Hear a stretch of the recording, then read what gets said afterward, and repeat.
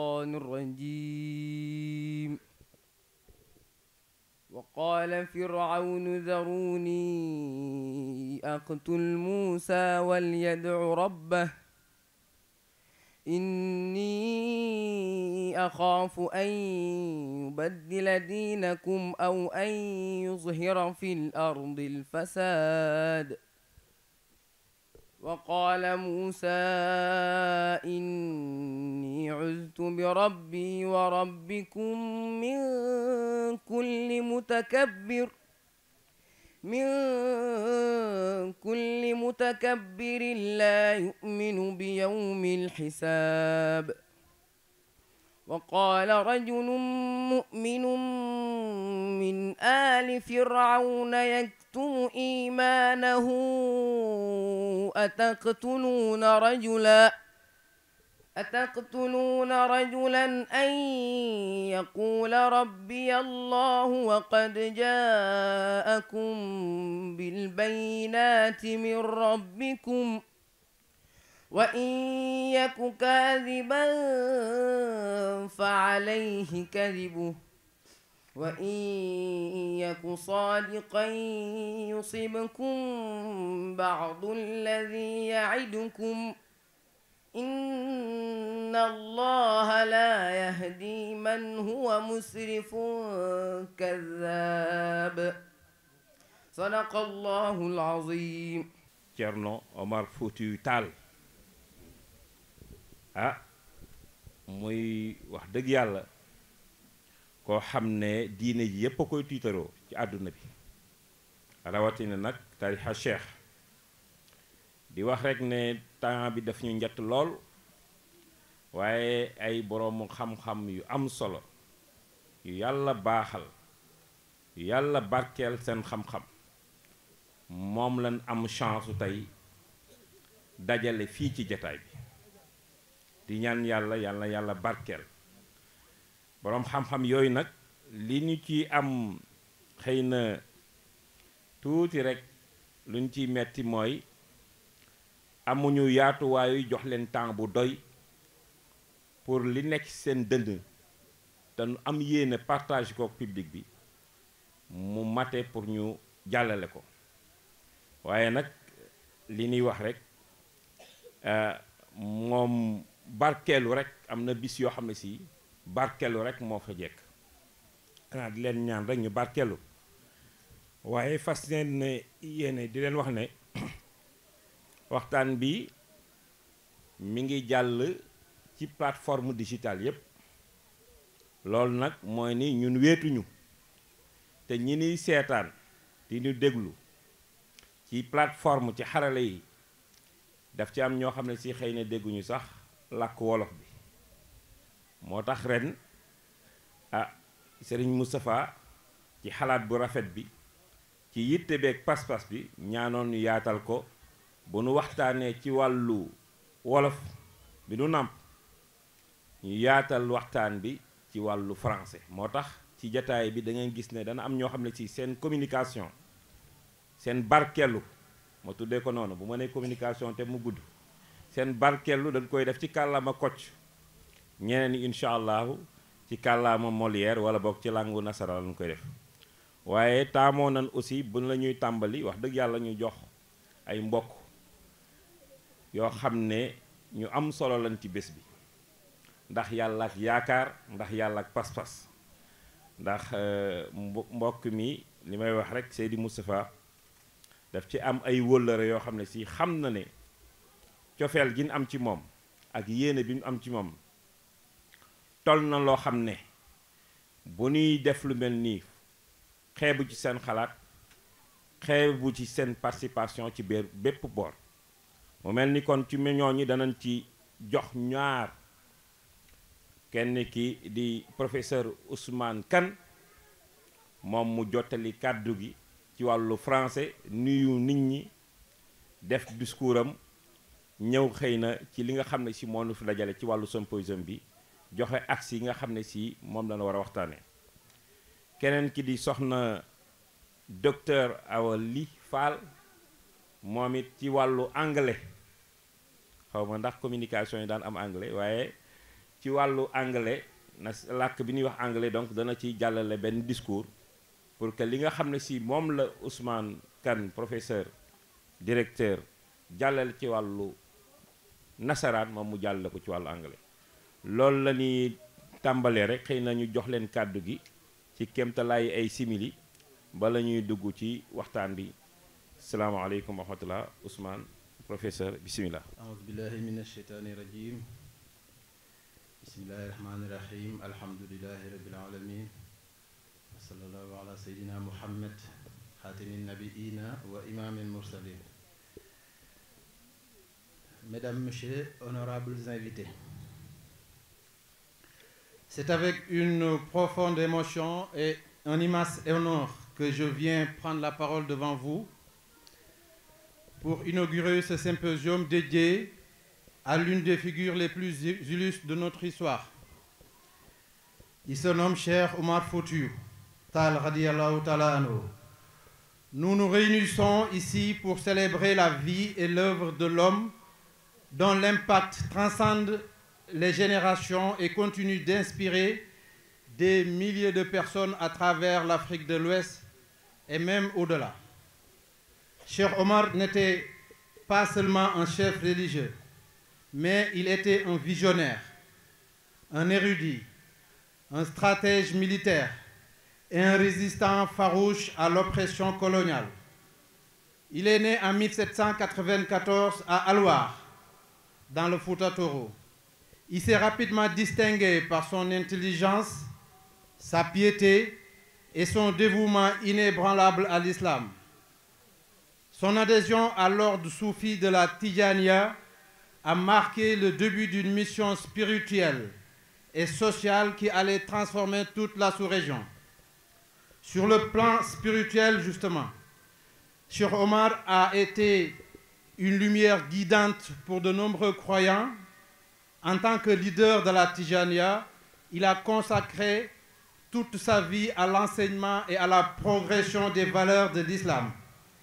Il a voyagé à travers le monde, il a travaillé à travers les territoires comme la Guinée, le Mali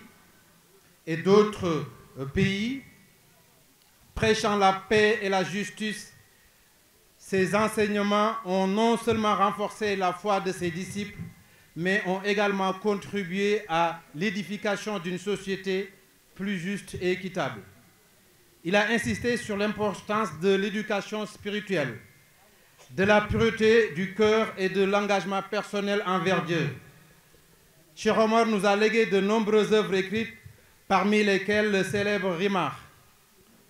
un ouvrage fondamental pour la compréhension de la Tidjaniya. Dans ce livre, il a exposé les principes et pratiques de l'ordre, offrant ainsi des conseils précieux sur la manière de vivre une vie spirituelle et pieuse. Ses écrits continuent de guider des fidèles et de les inspirer au-delà des générations actuelles et futures. Face à l'agression coloniale, il a pris les armes non pas par goût de guerre,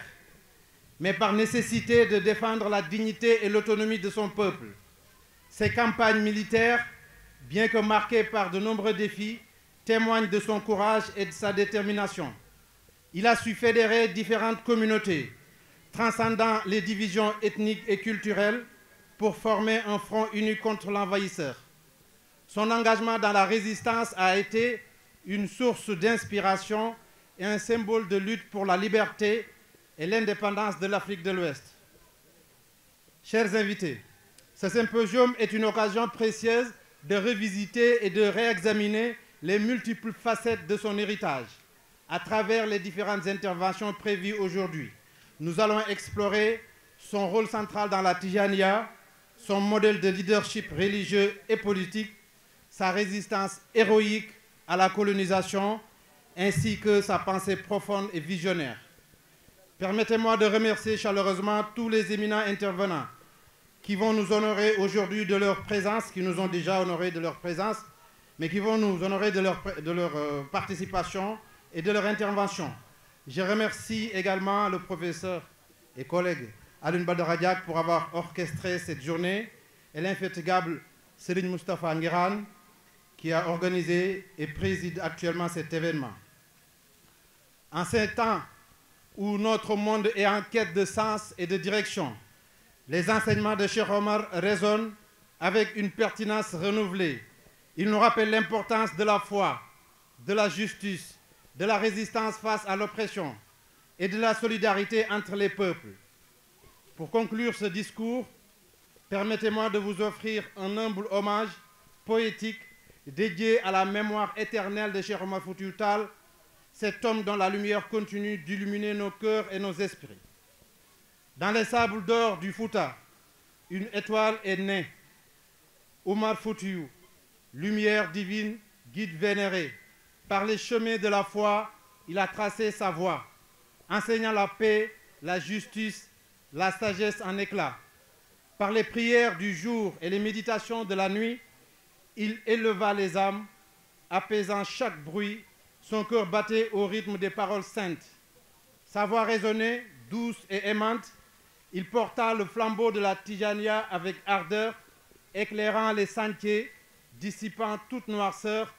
Ses écrits, tels des joyaux, brillent encore aujourd'hui, guidant les croyants, illuminant les nuits. Mais face à l'oppresseur,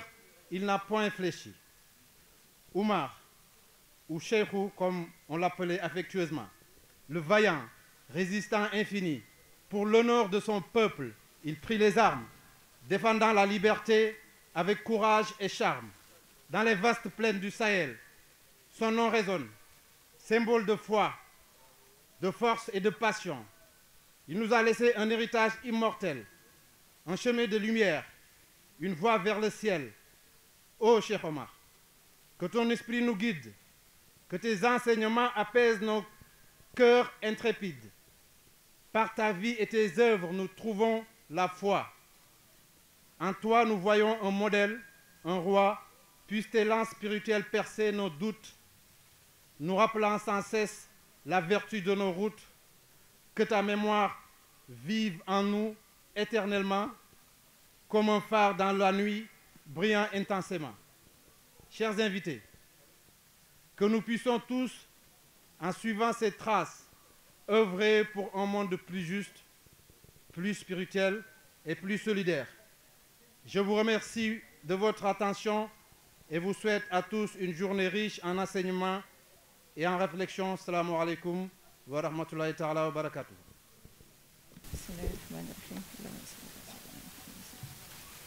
Distinguished guests, ladies and gentlemen, Assalamu alaikum wa rahmatullahi wa barakatuh. It is an honor and a privilege to address for the second edition the opening ceremony on the life and work of Sheikh Omar Foutiyou. I'm going to make a brief introduction on El Hajj Omar, the conscience of African Sufism. In Arab culture, which is the vehicle of Islamic thought, it is said that the variety of a person's qualifiers provide information on the dimension of the latter. This is how it makes sense to apprehend the stature of the man we are given to speak about, and who is undoubtedly one of the most illustrious sons that our country, Senegal, ever has. The eagle of Alwar, Saifuddin, the sword of religion, Kode Adama Aise, Sheikh Omar, Omar al-Foutiyou, Omar the Foutanké, El Hajj Omar, non-exhaustive list. Why then speak of an eagle when referring to El Hajj Omar? Observing the noble bird,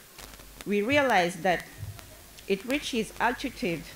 unmatched by no other species. The parallelism is worth its weight in gold for the one whom some nickname Black Prophet for having unleashed jihad in the West African space. By receiving the divine order to engage in a holy war, a vast project of reviving Islam was launched, and by managing after 40 battles to save the essential with a Sufi community, sufficiently prepared to be resilient in the face of the colonial design. He follows in the footsteps of Prophet Muhammad ﷺ and supplants his peer on the path of propagation of Islam. Thus, the title of greatest propagator of Islam of the last 150 years was awarded by the Libyan Jamahiriya posthumously in 2010, is in no way usurped. The eagle also embodies the mystic of work by making it a point of honor to only eat the prey it has killed itself. El Haj Omar, through his stature as a military strategist, succeeded in founding an empire of 300,000 kilometers square shared between Senegal, Guinea, and Mali. Political leader, having formed alliances and having also suffered betrayals, he achieved the feat of converting 8 kings in 7 different countries. Like a tutelary genius, his traits are marked in the collective consciousness with indelible ink. From Alwa to Dingirai, via Chenen, St. Louis, Warefonde, Kaba Koto, Casamas, Dengebere, Sheikh Omar remains a famous unknown, elevated in the rank of patriarch, of whom all converge on the degree of holiness, although enveloping in a modest mystery. Announcer of Sayyidina Limamulai, according to the Lion, master of El Haj Malik Sy, whose birth he also favored through a stay in Gaia, revealer of the extraordinary, exceptional destiny of Sheikh Ahmadou Bamba, well before his birth, designator of Tafsir Mabadiahu for the perpetuation of his work while he left for Mali with Dingurai as his headquarters. It is rare to see in Senegal a religious home without connection with the son of Adama Aissé. This fact is quite revealing of its impact, which go beyond Tijaniya to embrace Islam, in particular its Sufi stream. Moreover, his masterful work, Arimah, the Spare, is considered more a treatise on Sufism than a book on Tijaniya. Here is what Adriana Figa, an Africanist specializing in Sufism Islam, says, I quote, "The work consists of a long dissertation on the relationship between disciple and spiritual guides, the role of sheikh, the differences between khalifa and muqaddam, the very concept of holiness, the meaning of spiritual retreat called halwa, the importance of prayer. It is in reality a true treatise on tasawwuf, Sufism, and in particular on Tijaniya brotherhood." So here are 4 lives in one life. That of a political leader at the head of a state with a competent administration, cited as a reference in the libraries of Al-Azhar, thought leader of Islamic world. The 4th is the Caliph among the Caliph of the Tijaniya, according to the word of Sidi Muhammad al-Hali, I quote, "The Tijaniya has several Caliphs, but you, Umar, you are a Caliph among the Caliphs." End of quote. It is also worth remembering that on the road to Mecca, at the height of Fouta Djallon, El Haj Omar has received his initiation into Tijaniya from the hands of Abdul Karim Jallo, himself a disciple and muqaddam of Sheikh Maulud Fall. Returning from Mecca after a mystical education of 3 years, he was crowned Khalif Tijan of Black Africa, which make El Haj Abdoulaye Niass Al Kabir say, "Sheikh Omar mooy Sheikhu Tijaanu nit ñu ñuul ñi." In Tijaniya, it is extremely rare to see a disciple becoming Khalif without necessarily passing through the Muhaddam stage. You have to be the son of Adama Aissé to do it, because this mystical performance of the godfather of Serigne Babacar Sy corroborates many of the revealing signs of his holiness stemming from his fasting from his coming into the world on the 14th day of the month of Ramadan, or even from his precocious intellectual insight, making the teacher who was supposed to introduce him to the Arabic alphabet dizzy, when the boy of barely 4 years old was giving him a hard time by asking him questions, calling him into doubting his intelligence, his knowledge. By choosing El Haj Omar as godfather of this year's Gammu of Mustafa Nguran, it is the preeminence of the Omarian Silsila which is reaffirmed. We must be pleased that one of the members of Sayyid Alioune Ba's family could have this brilliant idea, for who knows the kinship which linked the Saj of Ngumba to El Haj Omar Foutiyou. You can see the memory of Pape Sarr Ngiran. And moreover, his illustrious son, Serigne Omar Ba, whose pain of loss still grieves our hearts, bears the name of the native of Alwar, a homonymity which goes beyond the framework of kinship to be a mystical osmosis, as the two men were so similar in their attitude. Anyone who has attended Serigne Omar Ba can attest to his truthfulness. So much so that a wise man from the region once said that anyone anyone hesitating to pronounce the truth should only resort to Serigne Omar Ba, who never minces his words. This truthfulness posture was Sheikh Omar's real battle oath. In Risalatul Sawq al-Habib, the one who claimed to be able to rewrite all the books in the world without changing a comma in the event of book burning, said, "No one can be more ignorant and arrogant than the sinful and criminal people who legalize enslavement of free people by an act of fatwa." To sell slaves to the Europeans or to others is totally prohibited, but despite such prohibition, people who pretend to be knowledgeable, let alone ignorant, are still competing in this hated transaction. Worse, still we do not see anyone condemning it, nor is there anyone from among the ulama or the amir, religious or temporal authorities, trying to put an end to this illegal practice. They act as if it were no longer obligatory upon them to do so. In these vague times, when our brothers in Palestine are persecuted under the distressing gaze of the Ummah, it is appropriate to remember the courage he showed in denouncing the ignominies of his time, such as the slave trade, for example. This is also the place to follow in his footsteps in denunciation. Having barely returned from Somme, where his other disciple and successor in jihad, Al-Mujahid Kabir Al-Mami Tafsir Maba Jahuba, lies, it is opportune for the Malikite Yof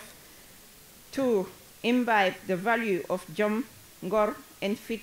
which have nourished their work, forever inscribed in the marble of history of our people. Atara, said the griot of Futa, to regret the departure of Seydou's son. It is indeed this departure which was able to remotely guide our action on the path of Sufism, the stream of Islam which gives meaning to our existence. Long live Sheikh Omar. Eternal gratitude to his work. Thank you for your attention. Assalamu alaikum wa rahmatullah. Barakallahu. Wa rahmatullah. Dafa mel ni jotaay bu mel nii rek ñu ne jigéen ñi nañu toogee nii, ñi safaane jigéen ñi di góor ñi nañu toogee nee, ñu ne waat na xale yi toogee nii, ñi safaane xale yi di mag ñi nañu toogee nee, ñu ne na kilifa diine yi toogee nii. Ñan ñoo safaane kilifa diine yi? kilifa yéefar ñu ne na kilifa yéefar yi toogee nii waaye place boobu kenn toogu fa ñu ne na kilifa àddina yi toogee nii kilifa àddina yi ñëw toog ñoom gouverneur ñoom préfet ñoom président ñu ne na kilifa laaxira toogee nii kenn toogut kon kilifa diine amul safaanam kenn ñemewul taxaw ne maay kilifa yéefar kilifa àdduna aussi amul safaan kenn ñemewul taxaw naan maay kilifa laaxira mu mel ni nag kilifa diine ak kilifa àdduna xaw a mel ni ñu def waxtaan mu ne ko man maay kilifa diine officiellement waaye officieusement maay kilifa laaxira kilifa àdduna ne man officiellement maay kilifa àdduna waaye officieusement maay kilifa yéefar loolu nag moom la Cheikh Omar duggut moom dafa ñëw nekk al insanul kaamil ñëw incarner le pouvoir spirituel incarner le pouvoir temporel waaw bu la neexee nga ne mu yar xilaafa Seydina Cheikh romb na ko sax al xilaafatul uzma xilaafatu rabbaaniya bi suñ boroom waxoon maam aadama inni jaa'ilun fil ardi xalifa moom la Cheikh Omar incarné loolu nag mbokk yi ñaari yoon la ko nit di amee mooy nga ñaq ba am ko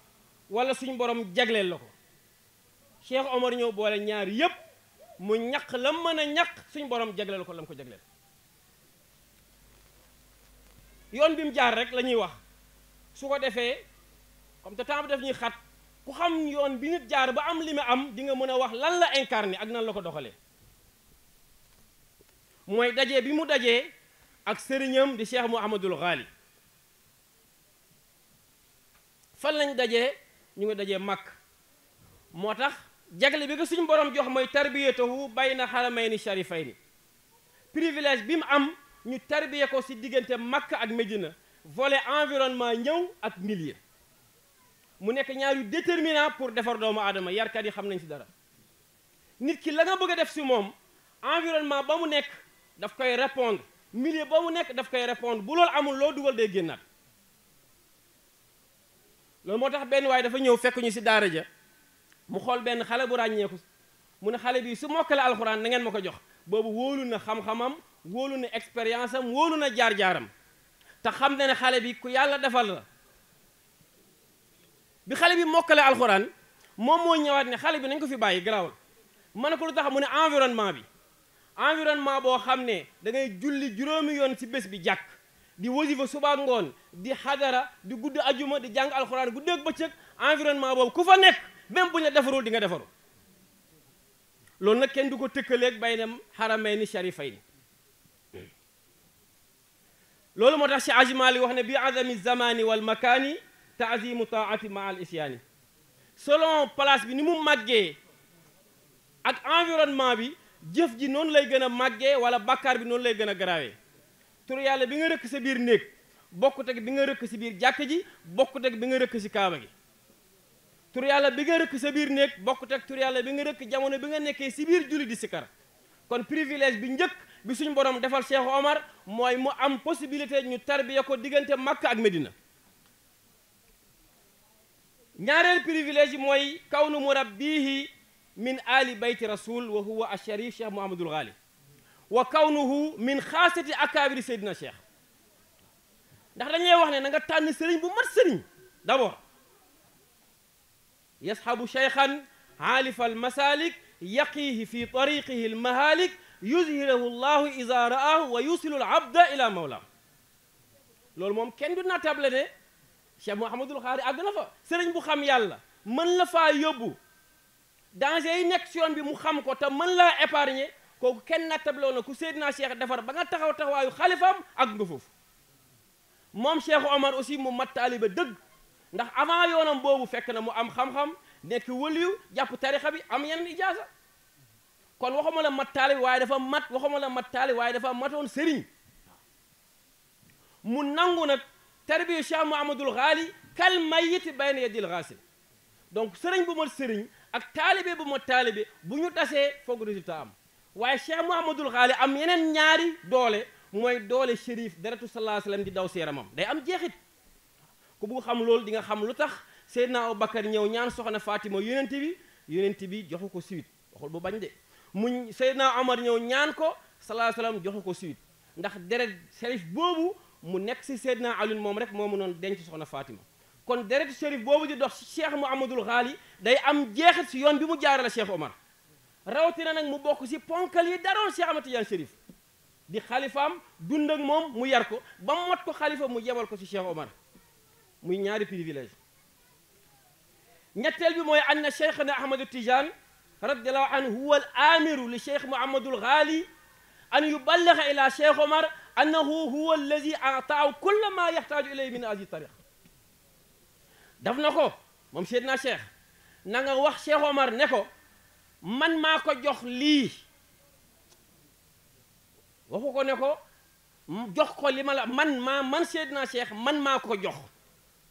kon ndigal li cheikh Omar am si tarixa bi seydna cheikh moo ko jox directement si moom la jóge waaye mu obéir si règle tasawuf mooy ki lay tarbiya day dund ak yow nga koy xool mu lay xool waaye wali bu jiito génn àdduna mënu laa tarbiya wala bu la tarbiyoo di nga àgg si maqaam bi waaye doo ko mën a incarner naka noonu ndigal li ñuy jox muy ijaaza wali bala koy jox day bokk ak yow jamono mu jox la ko nii mu shaafaatan mun nga gént nag seydna cheikh jox la ijaaza valable na de ak nga si maqaam ba de waaye mënoo see may wét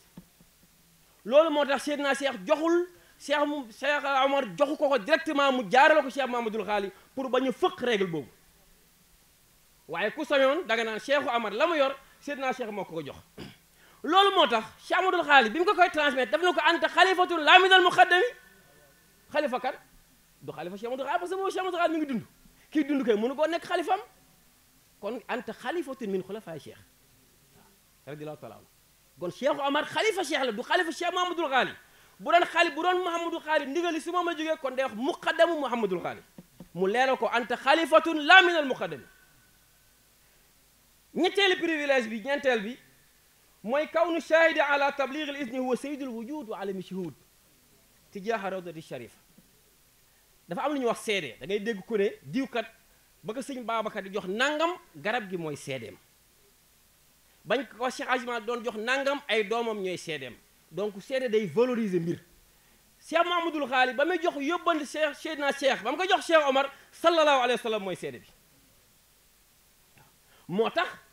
juróomeelu privilège yi mu ne ko saa yu ma julee tàkkusaan dinaa am lu ma wax si rawdu Seydina Mouhamed dina ñaanal yow Cheikh Omar sëriñam moo ko wax loolu moo tax xilaafa ga suñ borom joxoon maam Adama xilaafa googu moom la Cheikh Omar doon muy xilaafatu rabbaani al xilaafatul uzma moo tax mu incarné ñaar yépp si wàllu diine leer na waaye si wàllu adduna nag mu am ndigal loolu nag ñaar moo la koy jox mooy si urne yi wala si armée bi te wala yu balaa ngay am jihaad foog nga am ndigalu suñu borom moom ndigal li Seydina Cheikh jox na ko yéen saa salaam jox ko suñu borom jox ko directement mu soog a dem jihaad kon ku ñeme woon sax danga naan xilaafa Cheikh Omar moo complété xilaafa Seydina Cheikh ku ñeme woon loolu ngay wax ndax Seydina Cheikh moo doon sallallahu alayhi wa sallam si zahir ak si baatin Seydina alayhi wa sallam jihaad te Seydina Cheikh jihaatul jihaadu Cheikh Omar boobu nag moo complété xilaafa Seydina Cheikh jihaad moo lay may tawxiid bi ñuy woote muy tawxiidul xaakimiya nga mun koo doxal ndax dafa am tawxiidul rububiya am tawxiidul uluhiya am tawxiidul asma wa sifa waaye mu am tawxiidul xaakimiya mooy wéetal yàlla si say atte loolu ku doxalul pouvoir temporel munoo ko doxal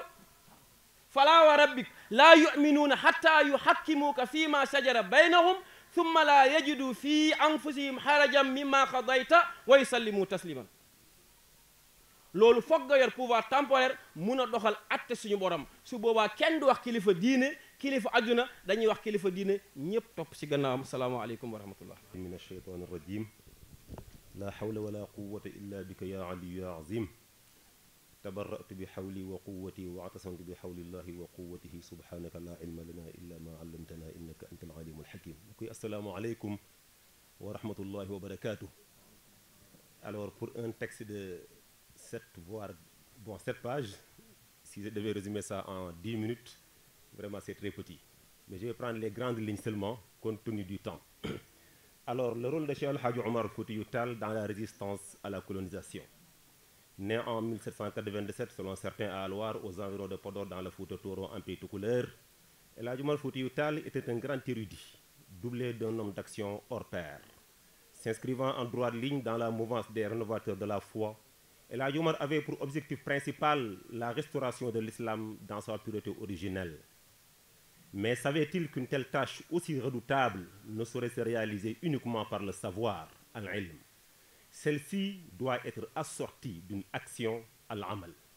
Aussi avait-il conscience qu'il vivait dans un pays où la pratique de l'islam n'était pas conforme à l'orthodoxie, avec un environnement très hostile causé par l'administration coloniale. Il s'y ajoutait la vulnérabilité de la couche sociale la plus démunie, due à un régime discriminatoire et sujet à de lourdes exactions, comme l'a dit mon maître et professeur El Hadji Rawane Mbaye, en disant qu'au moment où El Hadji Omar arrivait au Fouta à la fin de 1846, il n'y trouva qu'un peuple frustré. Le djihad était alors pour El Hadji Omar inévitable. Il ne serait donc guère étonnant qu'El Hadji Omar ait été à la fois un homme de pensée et d'action. Pour lui, ces deux éléments étaient indissociables, comme l'attestent ses écrits qui dénoncent tout à la fois le colonialisme et toute malversation ou humiliation. El Hadji Omar, vu la dimension incommensurable de l'islam,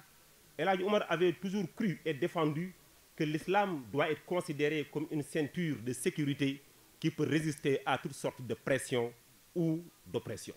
Mais toujours, il faut comprendre qu'il y a deux El Hadji Omar. El Hadji Omar le savant et El Hadji Omar le combattant. Ce qui m'intéresse aujourd'hui, c'est El Hadji Omar le combattant. Alors, sans l'ombre d'aucun doute, El Hadji Omar avait toujours rêvé de fonder une théocratie militaire qui allait du Bambouk au Sahel et du fleuve Sénégal au delta du Niger. Or, étant donné qu'il s'était résolument engagé à remplir une telle mission, à savoir éradiquer le paganisme et faire asseoir le monothéisme, El Hadji Omar, là c'est une question, pouvait-il s'empêcher de faire le djihad?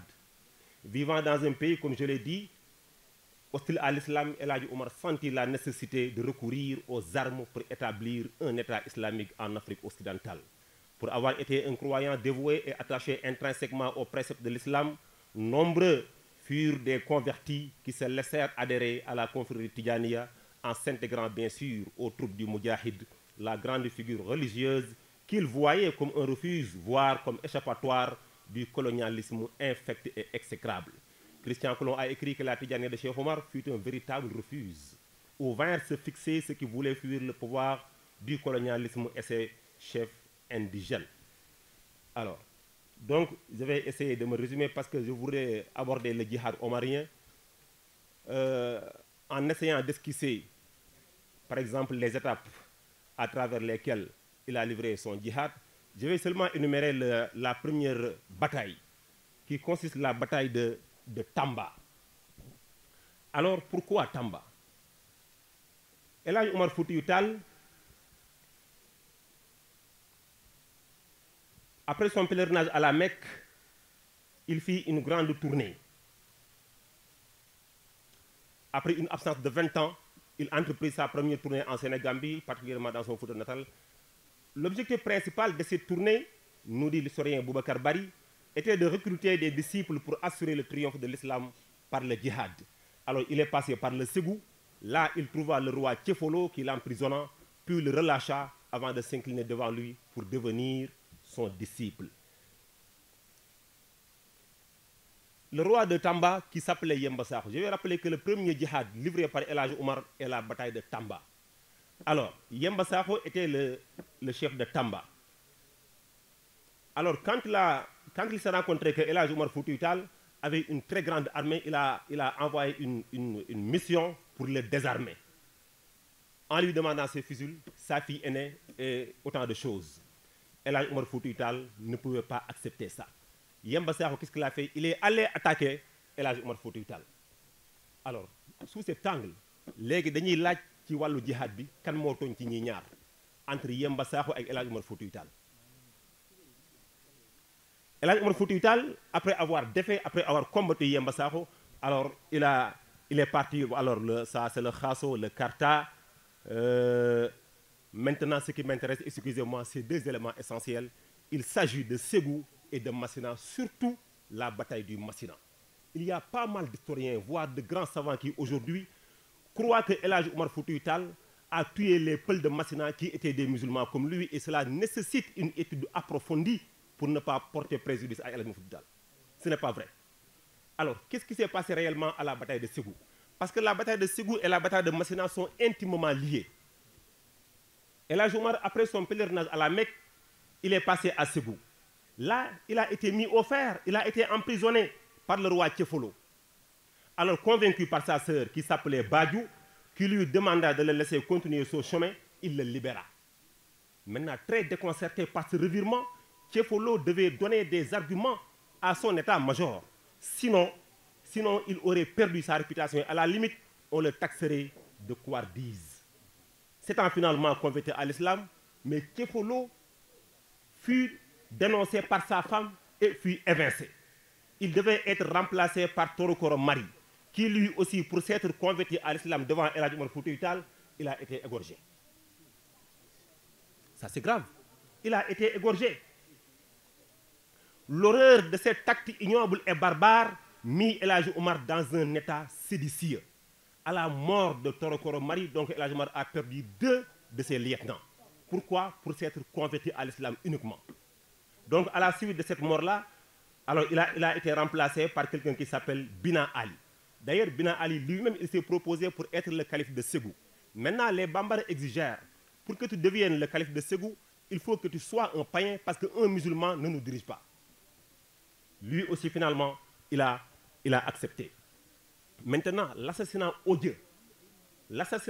perpétré contre son disciple Torokoro Mari le galvanisa dans la réalisation de son projet longtemps mûri. Ce qui le poussa, El Hadji Omar, à exiger d'art la conversion d'Ali Diarra, qui a été le roi de Ségou fraîchement intronisé. El Hadji Omar, après un séjour de 5 mois à Niamina, El Hadji Omar fit savoir à ses troupes: donc je ne peux pas attaquer Ségou tant qu'il y a Ouaïtala devant moi. Donc il faut d'abord que El Hadji Omar règle le problème de Ouaïtala avant de s'attaquer à Ségou. Ouaïtala a été une grande base de résistance des Bambara. Cette bataille de Ouaïtala fut une bataille rude et épique qui a failli compromettre la prise de Ségou. Pour l'avoir bien préparée militairement comme financièrement, l'armée omarienne mit en déroute, mais difficilement, leurs adversaires. Ce fut en septembre 1860. Ouaïtala fut prise. Maintenant, El Hadji Omar pouvait avoir en ligne de mire le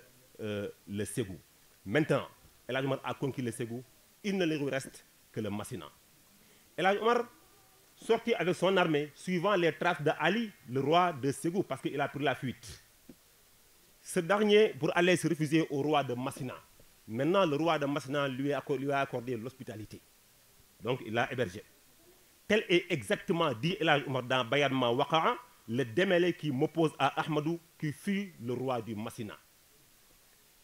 Alors, l'expédition qu'il entreprendra, à savoir la conquête du calife de Hamdallah au Massina, comme l'a dit Robinson, ne faisait nullement partie de ses projets initiaux. Or, étant donné que El Hadji Omar avait décidé de combattre le paganisme, il devait non seulement prouver que le chef du Massina était bel et bien un païen, il se consacra à rédiger le Bayan Ma Waqa'a pour convaincre les savants que le roi du Massina est bel et bien un païen. Pourquoi? Parce qu'il a accepté de s'allier avec le roi de Ali, qui fut un païen. Alors, pourquoi El Hadji Omar a dit que le roi Ali était un païen? Après avoir été hébergé par le roi du Massina, il a écrit une note en lui disant: non, laissez-le tranquillement faire sa religion parce qu'il n'est pas païen, il est croyant. Il s'est converti à l'islam sous ma direction. El Hadji Omar n'est pas d'accord. El Hadji Omar a envoyé un de ses fils en lui disant: amène-moi les idoles qu'adorait Ali, le roi de Ségou. Alors maintenant, chez El Hadji Omar, pour prouver que le roi du Massina est devenu un païen, il a écrit le Bayan Ma Waqa'a. Le Bayan Ma Waqa'a en 1861 était destiné à justifier l'attaque par El Hadji Omar au royaume du Massina, alors gouverné par Ahmadou, d'autres l'appellent Ahmadou III, petit-fils de Cheikh Ahmadou, fondateur de l'imam de Hamdallah dans le delta intérieur du Niger, actuellement au Mali. Alors, se présentant en réformateur soucieux de restaurer l'islam dans sa tonalité originelle, on l'avait dit, El Hadji Omar légitime son action par l'argument selon lequel Ahmadou III, le roi du Massina, en s'alliant avec les païens, le roi Bambara de Ségou, s'est assimilé à ces païens-là et doit être traité comme tel. Le refus de livrer le roi de Ségou à El Hadji Oumar mit Hamdallaye dans une situation embarrassante.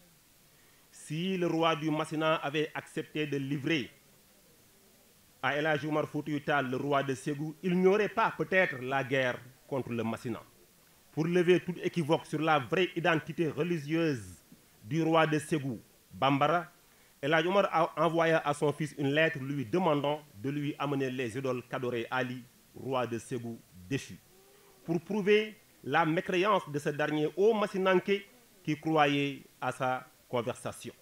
Ayant rassemblé les Foutanké et les Massinanké, El Hadji Oumar fit venir le roi de Ségou, alors qu'il a été arrêté depuis la bataille de Tchayawal. Les idoles sont exposées sur la place publique. On demanda au roi de Ségou qui étaient ces idoles. Il répondit, ce sont mes dieux, hadihi alihati. Les idoles, il dit, ce sont mes dieux, hadihi alihati. Selon David Robinson, le roi de Ségou, le roi Ali, est allé jusqu'à citer les noms des idoles pour qu'on les connût. Le différenciateur leur dit, et frappez-les, brisez-les, afin que vous éleviez des mosquées dans le Ségou tout entier. Beaucoup de Massinanké firent défection et rejoignirent El Hadji Oumar qui, au fil du temps, réussira à construire des mosquées dans les contrées de Ségou. Là, une question se poserait lancinement dans l'esprit de El Hadji Oumar Foutiyou Tall. Si la conversion du roi de Ségou était avérée, qu'est-ce qui le pousserait alors à garder par devers lui les idoles? D'après Amadou Ampateba, lui aussi, il dit que le roi de Ségou ne priait même pas, il a gardé le panthéon Bambara. Il ne s'était jamais converti à l'islam, renchérit David Robinson. Donc El Hadji Oumar a raison sur toute la ligne. La guerre contre Massina maintenant était imminente. Cheikh Moussa Kamara, un grand savant de la Qadriya, décrit la situation. Il dit les deux camps se sont vaillamment battus, les coups d'épée s'intensifièrent, le grondement des cris des combattants a failli remuer les montagnes. Ce fut un jour épouvantable. La poussière envahit le ciel, le feu se déclara de toutes parts. Le soleil darda ses rayons, ce qui provoqua un effroi sans précédent chez les autochtones. Le roi massinien essaya vainement de contenir le flot des assaillants. Blessé, il se fut évacué par ses gardes-corps. Ainsi, se battant envers et contre tout, de ne pas tomber entre les mains de El Hadji Oumar, le désormais roi du Massina dut se voiler la face et dit qu'il préférait être tué tout de suite que d'être conduit vers El Hadji Oumar. Finalement, il fut arrêté, exécuté et enterré dans la région de Mopti, au Mali. Maintenant, je vais conclure et sauter la partie du désastre. Le génie de El Hadji Oumar Foutiyou Tall est à multiples facettes. Jamais combattant n'a été aussi vaillant et courageux que le marabout toucouleur. Il était un homme stoïque, capable de résister à toute épreuve. Jamais il n'a tourné bride devant l'ennemi, mais il l'a toujours attendu de pied ferme, gardant toujours une bonne contenance malgré les chemins de croix dressés en son encontre. Combien de fois n'a-t-il pas semé la panique dans les rangs des envahisseurs? Combien de fois n'a-t-il pas de cesse de miner les barrières du paganisme pour asseoir et purifier l'islam? N'eût été la grande résistance de El Hadji Oumar Foutiyou Tall contre l'intrusion coloniale, la domination despotique des chefs traditionnels sur les moyens nantis, le paganisme exécrant, l'idolâtrie abominable, l'islam en Afrique en général et au Sénégal en particulier risquerait fort bien d'emboîter le pas aux tendances sectaires et sordides. En définitive, si sa vaste érudition livresque, qui a atteint les plus hauts niveaux, continue à émouvoir plus d'un, elle n'était rien comparée à sa connaissance spirituelle et luminescente, dont la source intarissable est le maître Ahmad Tidjani, que Dieu l'agrée. De même, si ces prodiges reconnus de tous furent nombreux, aucun, à notre avis, n'a été plus prodigieux que la rectitude et la rigueur morale inspirée de l'exemplarité du prophète paix et salut sur lui, qui constituait entre autres le propre de sa doctrine, comme l'a fait remarquer Cheikh Soukayrij.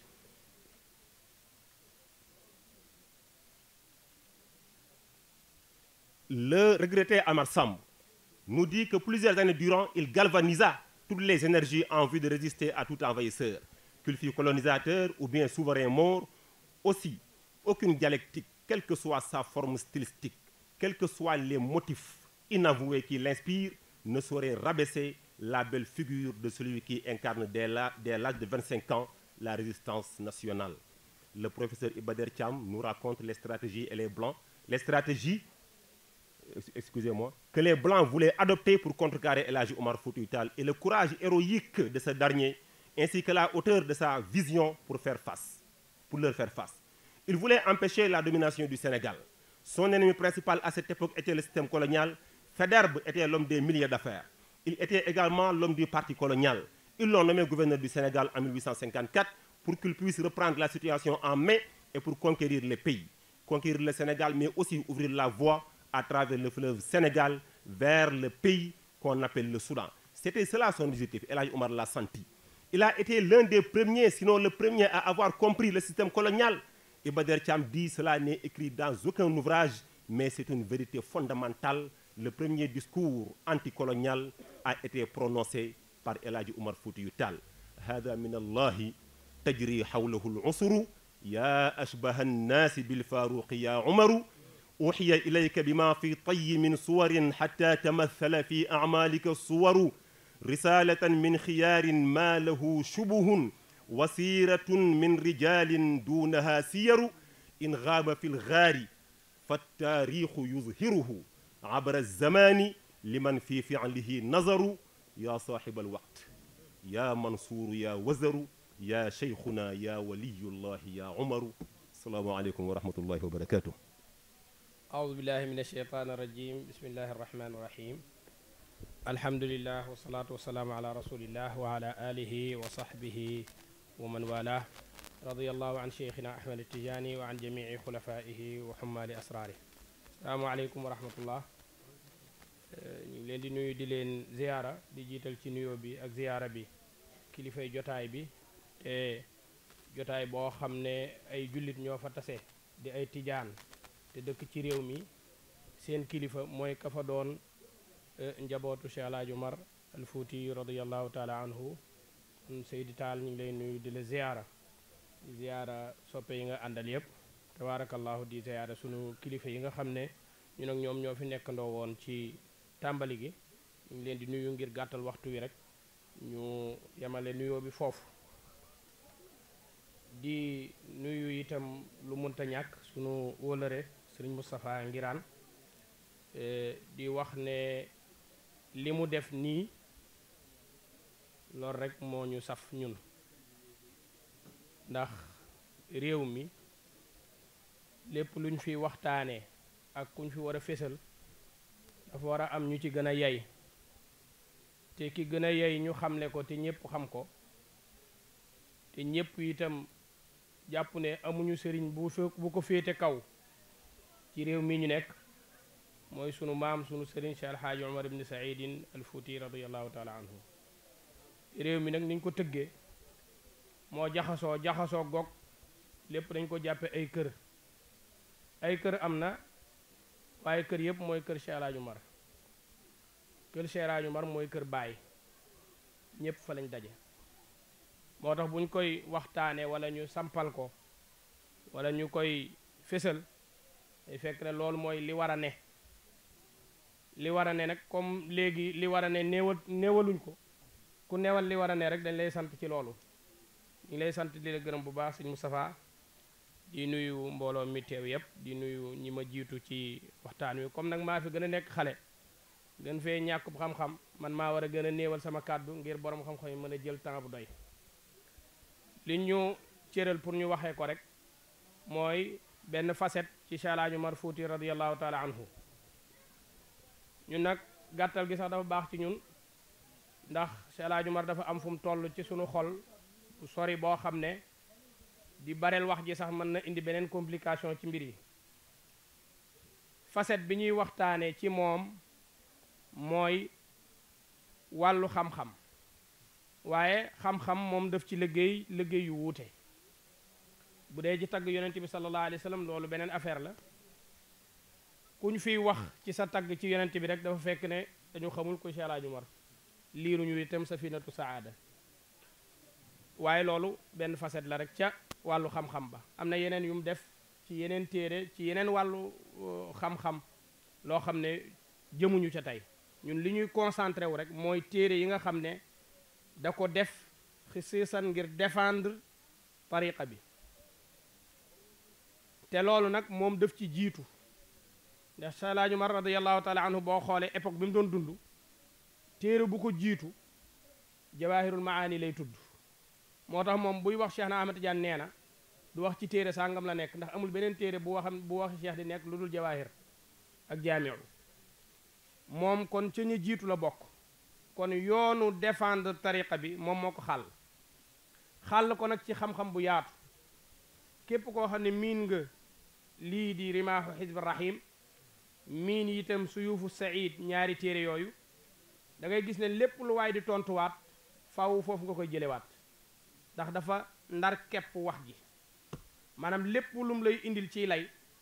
bu doon benn layee doy faw mu jox la fukki aaya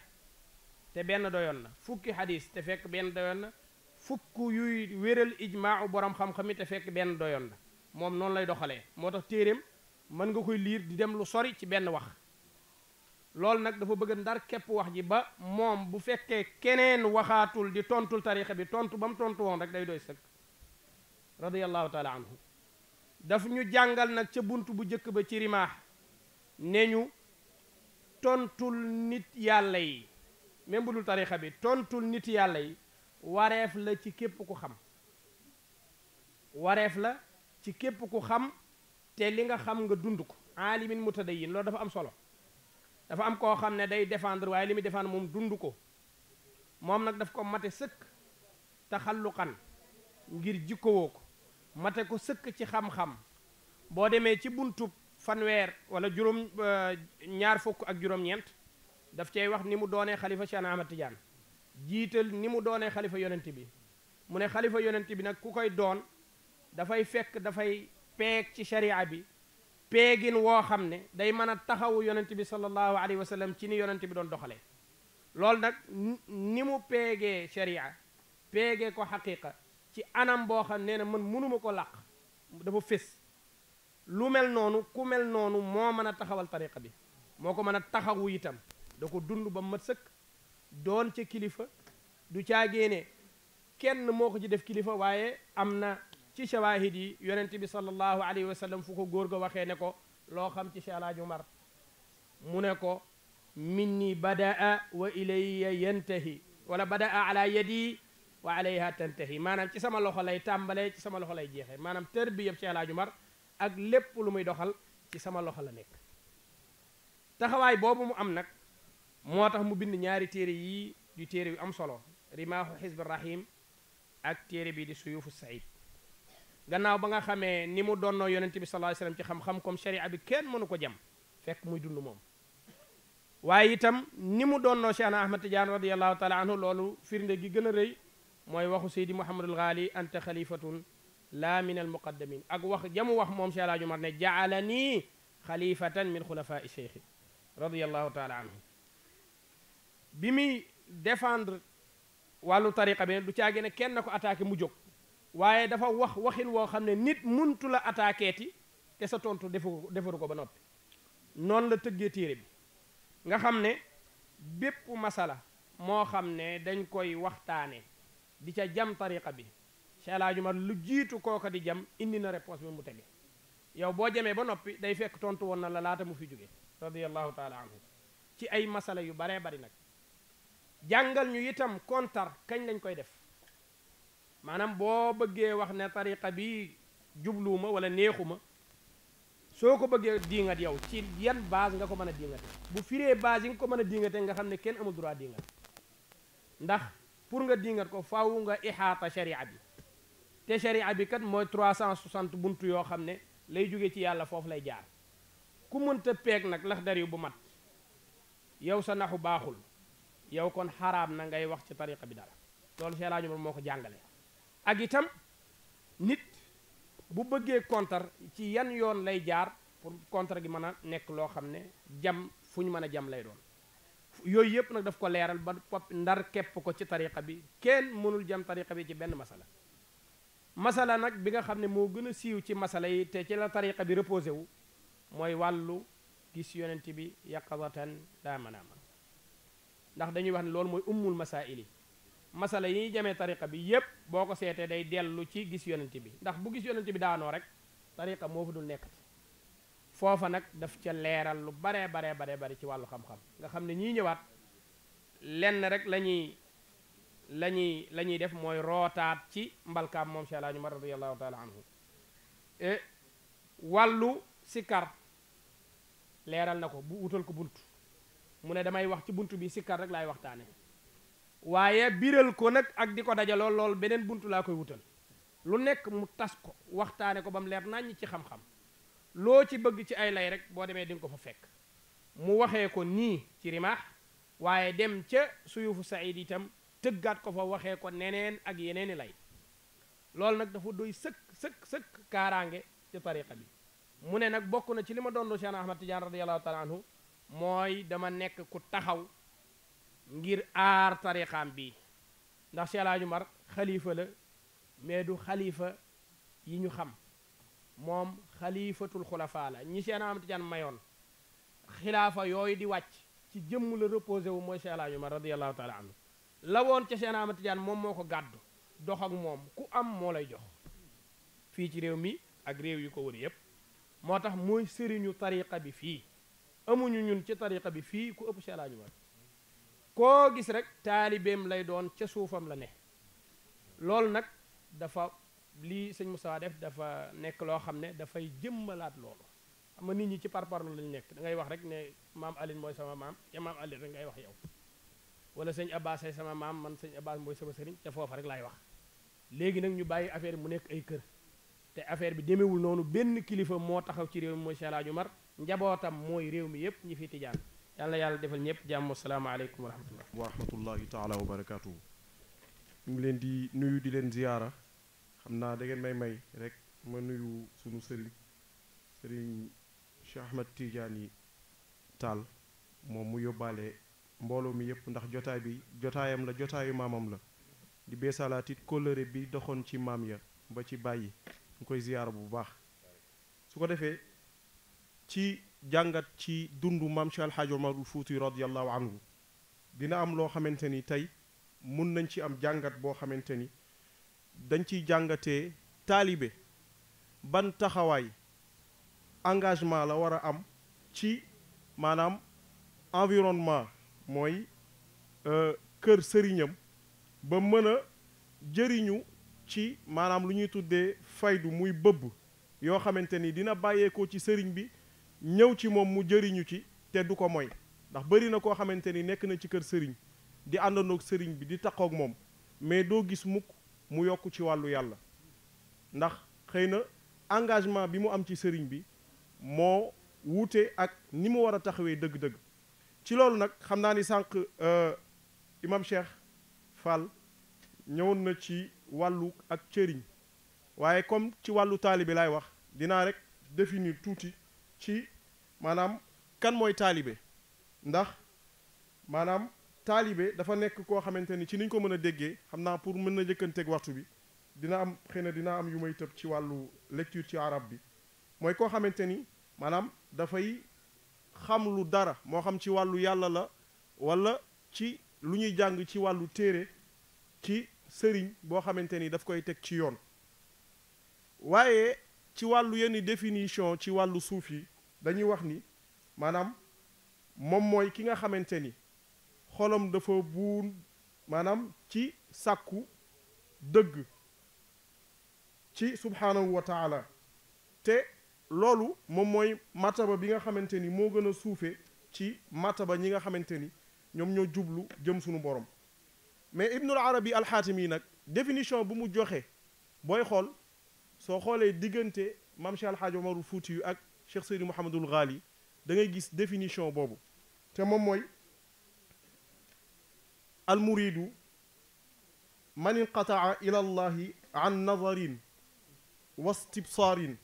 wa tajarrada an iradatihi ida alima annahu maa yaqaa fi lwujudi illa ma yuriduhu llahu taala la ma yuridu gayruhu fa yamxu iradatahu fala yuridu illa ma yuriduhu lxaq maanaam taalibe dafay nekk koo xamante ni maanaam dafay su doon ni mbubu la bu mu sol daf koy simmi ba mu set wécc ci ay namm-nammam maanaam du am benn bëgg-bëgg ndax xam na ni kat lu dul bëgg-bëgg yàlla du am kon nag day jël bëgg-bëggam moom daa di sànni fële jël bëgg-bëgg sunu boroom muy bëgg-bëgg taalibe bi ndax xam na ni dara du am dara mënul sotti lu dul yàlla moo namm loolu tax nag moom dootul amati lu mu namm moom day jël ay bëgg-bëggam daal di koy wéet ci bëgg-bëgg yàlla te nag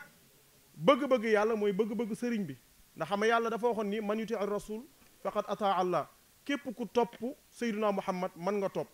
te nag sa sëriñ ci waxin moom mooy représentant wu yàlla ci yow ndax maa xurmatul cheikh illa xurmatul malikil maabudi maanaam xorma bi sëriñ bi am ci yow mooy xorma wu subhanahu wa taala ndax moom la teewal ci yow sëriñ bu mag sëriñ nag laay wax léegi nag naka maanaam la taalibe bi war a xool ci ni muy ànd ak sëriñ bi ci moom dafa war a am loo xamante ni ci wàllam daf ko war a amee ci taxawaay mooy soo ñëwee ci sëriñ bi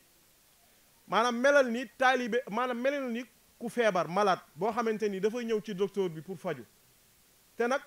soo ñëwee ci docteur bi maanaam lim la wax ne la defal lii loolu rek ngay def ndax xam nga ni moom moo xam sa feebar moom moo lay faj moo tax nag soo ñëwee ci moom da nga war a ànd ak yéene bu sell ba pare it nga jël sa lépp maanaam jëmale ko ci yàlla jaarale ko ci moom mais nag bi qalbin daari'in maanaam ci ànd ak xol boo xamante ni xol bu torox la munkasir boo xamante ni daal da ngay dammulu suufeel sa bopp te it foo toll del ñaan naan allahumma dullani ala man yadulluni alayka wa awsilni ala man yusilni ilayka maanaam bul dañ di ñaan ndax amaana yaakaar nga am ci ki nga jublu mais xamoo ndax moom waaji la wala déet moo tax foo tollul del ñaan ci yàlla boole la koo xamante ni moo lay tegtale ci moom wala moom moo lay jokkale jëm ci moom su ko defee nag taalibe pour nga nekk ko d'abord dafa am ay charte soo demee ci rafu niqaab ci imam Shukayri dafa ni inna al iradata la takuna iradatun xata takuna laha shurutun arbaa al ilma wa taqwa wa qawlun saadixun wa tamaamuha qalbun munibun yaxshaaw nee na ñent yi faaw nga am ko te moom mooy d'abord nga am xam-xam ndax taalibe dafa war a jàng beneen bi it moom mooy ragal yàlla beneen bi it moom mooy maanaam nga dëggu tey wax dëgg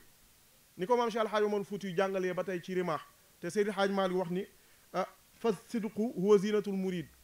aadana allahu min al marid beneen bi it moom mooy nga am xol boo xamante ni bu dellu la ci sunu boroom ba pare taqoog toroxlu ca yàlla te sooy définir dara ci wàllu maanaam diine dafay laaj marja bi li ci njëkk mooy mu dellu ci alquran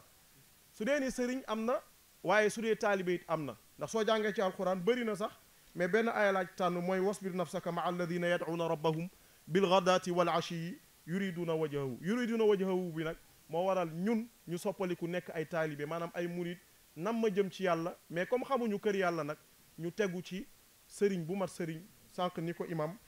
Cheikh Fall waxee léegi nag soo xoolee ci loolu nga jàng ci histoire maam Cheikh Alhaaj Omar Fuutiyu ci digganteem ak Cheikh Seydi Mouhamadul Ghali pour wan la ni la soo ñëwee ci sëriñ soo bëggee jëriñu ci moom yow bul am namm-namm maam Cheikh Alhaaj Omar Fuutiyu moom moo ko nettali soo demee sax ci aljawahiru wa durar bu sunu maam Ceerno Muntaga Taal di nga fa fekk muy nettali loolu nee na ginnaaw ba moom ba mu lu njëkk loolu Cheikh Mouhamadul Ghali dafa doon testé maam Cheikh Alhaaj Omar Fuutiyu am na bés boo xamante ni dafa am shérif bu ñëwoon ci Cheikh Mouhamadul Ghali di ko sàkku hadiya Cheikh Mouhamadul Ghali génn gis benn naaru góor bu rafet bu nekk ci buntu kër gi mu ne ku moom lii ñu ne ko Cheikh Alhaaj Omar Fuutiyu mu ne shérif bi jëlal yóbbu ba Cheikh Alhaaj Omar Fuutiyu ñëwee ñu ne ko sa fas bi shérif Mouhamadul Ghali jox na ko hadiya shérif xam nga lan la wax xam nga soloon ñun suñu jamono ji tey dañ naan ak sëriñ bi daal li mu def waru ko woon def masalan tey ma gaare woon oto ndax boobu looloo gën a moo looloo nekkoon Pajero wala 4x4 yi masalan ma gaare oto ñëw sëriñ bi xool kenn ku ko neex ne ko jëlal yóbbu xam nga ni boobaa moom amaana nu muy demee fa laay jaaree tàqalikook sëriñ bi mais Cheikh Alhaaj Omar Fuutiyu dafa ni yellontee man ma nekkoon fas bi Cheikh Mouhamadul Ghali di ma war képp kuy surafa wala ngay taalibe Cheikh Ahmad Tijani yi di war sama kaw lii la tontu waaw yamu ca waa 2 minutes ma dese ba mu demee ci gàttal ci baytul muqaddas ak la fa am ma tënk ko nga xamante ni ci gàttal doomu buur ba fa nekkoon dafa amoon saddum jinne maam Cheikh Alhaaji Omar Fuuti yu faj ko te lu njëkk ci loolu dafa faj benn shérif boo xamante ni dañ ko salbu mënatul woon sax tari fatiha mënatul woon dara ba mu ko fajee ba pare information bi daw ba ci buur bi te buur bi amoon na doom bu wérul te moom rek la am ci doom ba mu ko fajee dafa jël alal gi mu dencaloon doomam yépp jox ko ba pare ba offriral ko sax benn bagle boo xamante ni en or la mais Cheikh El Hadj Omar Foutiyou dafa jël ci alal googu sarax ci miskin yi ba pare ba mu ñibbisee dafa jël lépp ba ginnaaw ba mu nettalee Seydou Mouhamadul Ghali ba pare ne ko ci sa barke ak barke Cheikh Ahmad Tijani laa ko fajee mu ne ko déedéet ci barke Cheikh Ahmad Tijani waaye dafa jël lépp liñ ko joxoon ci hadiya ci buur bi jox Serif Mouhamadul Ghali ba pare yamu ca daf ko jox ba dindiwaale kaalaam ak ay dàllam jox ko kon ñun war nañu jàng lii ci ni ñuy nekkee ak suñu ay sëriñ ndax fi Cheikh El Hadj Omar Foutiyou jaar moo tax ba mu defee loolu ci ginnaaw ba Serif Mouhamadul Ghali dafa kontaan ba commencé di ko ñaanal ne ko maa ngi lay ñaanal yàlla sa maanaam sa tagg ak sa ciwte maanaam ci bépp gox bépp wàll yàlla na sax te it sax yàlla defal na la lu ëpp loolu yow Cheikh El Hadj Omar Foutiyou ba pare nee na ci la des di liggéeyal Chérif Mouhamadul Ghali ba yàlla dogal li mu dogal sànq imam Cheikh wax na ko ci rimaax bi nga xamante ni ci la ko defalee li mu koy defal ba pare wax ko ne ko Cheikh Ahmad Tijani Chérif radiallahu taala anhu moom moo la ko jox man intermédiaire dongu laa kon ci loolu la maam Cheikh El Hadj Omar Foutiyou xëy na gën na yaatu dañuy tënk njëkkanteeg temps bi ndax ñu signalé ni waxtu bi jot na dem ba yàlla defal ko li mu ko defal kon nag ñun ñi nga xamante ni bëgg nañu jëriñu ci sunu kër sëriñ nañu jël Cheikh El Hadj Omar Foutiyou def ko référence ci ni mu nekkee woon ak Chérif Mouhamadul Ghali yàlla na ci yàlla dimbali wasalaamaaleykum wa rahmatullah aouzu billahi min alsheytaani rajim bismillahi rahmani rahim sallallahu wa sallama ala ashrafil mursalin sayyidina muhammad wa ala alihi wa ashabihi wa khulafaihi ajmain wa man tabi'ahum bi ihsan ila yawmi ddin. Mes chers condisciples, je viens ici avec un immense plaisir partager avec vous mes impressions et mon point de vue. C'est un point de vue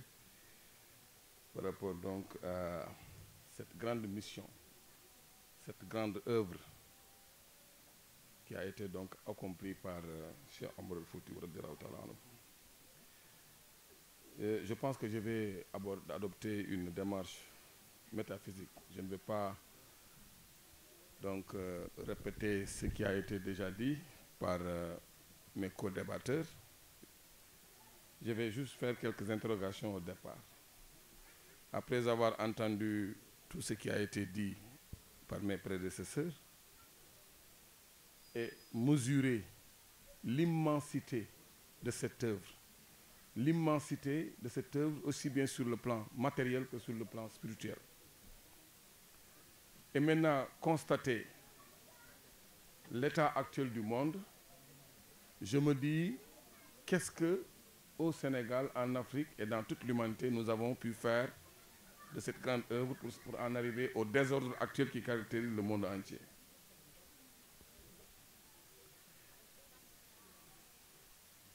Je pense que d'abord, il nous faudrait faire un diagnostic pour mesurer la dimension de cet apport, aussi bien sur le plan matériel que scientifique. Il faut d'abord connaître dans quel contexte Cheikh Omar Foutiyou nous est parvenu dans ce monde matériel. Parce que moi, je fais toujours la différence entre deux mondes. Je dis que je le répète tout le temps, il y a la dimension physique de l'individu, mais il y a sa dimension spirituelle. La dimension spirituelle n'a pas de début, on n'en connaît pas le début ni la fin. Mais sur terre, Cheikh Omar Foutiyou Tall nous est parvenu avec une œuvre.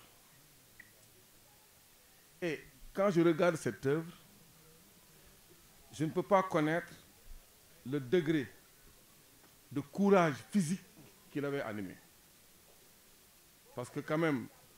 après avoir constaté tout ce que cela a occasionné comme perte et profit lors des guerres saintes qui avaient été donc menées par le prophète Mohammed, sallallahu alayhi wa sallam, j'ai pu mesurer donc le courage physique de Cheikh Omar Foutiyou. Vous savez que généralement je dis à propos des saints que je les regarde parce que moi, tout ce que je fais, je cherche un intérêt. Je suis un profane assez faible. Mais quand je vois la mission et l'œuvre des grands saints, il me vient à l'esprit une sourate ou bien un verset. C'est-à-dire que c'est des gens qui, à l'image du prophète à qui on a demandé arrêtez votre appel, on vous donnera tout l'ordre dont vous avez besoin, les femmes dont vous avez besoin, le pouvoir. Il a dit même si vous amenez la lune, vous mettez la lune en or ici, moi je n'abandonerai pas ma mission. Comment une personne a pu accomplir tout ça uniquement pour propager la lumière? Je pense que ça, c'est un sacrifice immense. Quand on regarde l'histoire de Cheikh Omar Foutiyou, ce sacrifice immense qu'il a dû donc faire pour pouvoir propager la Tidjaniya et l'islam dans ce beau monde, dans ce monde. Maintenant, je pense que tout à l'heure, M. Ahmed Tidjane en a parlé et Tchao. L'œuvre scientifique, parce qu'il y a deux dimensions.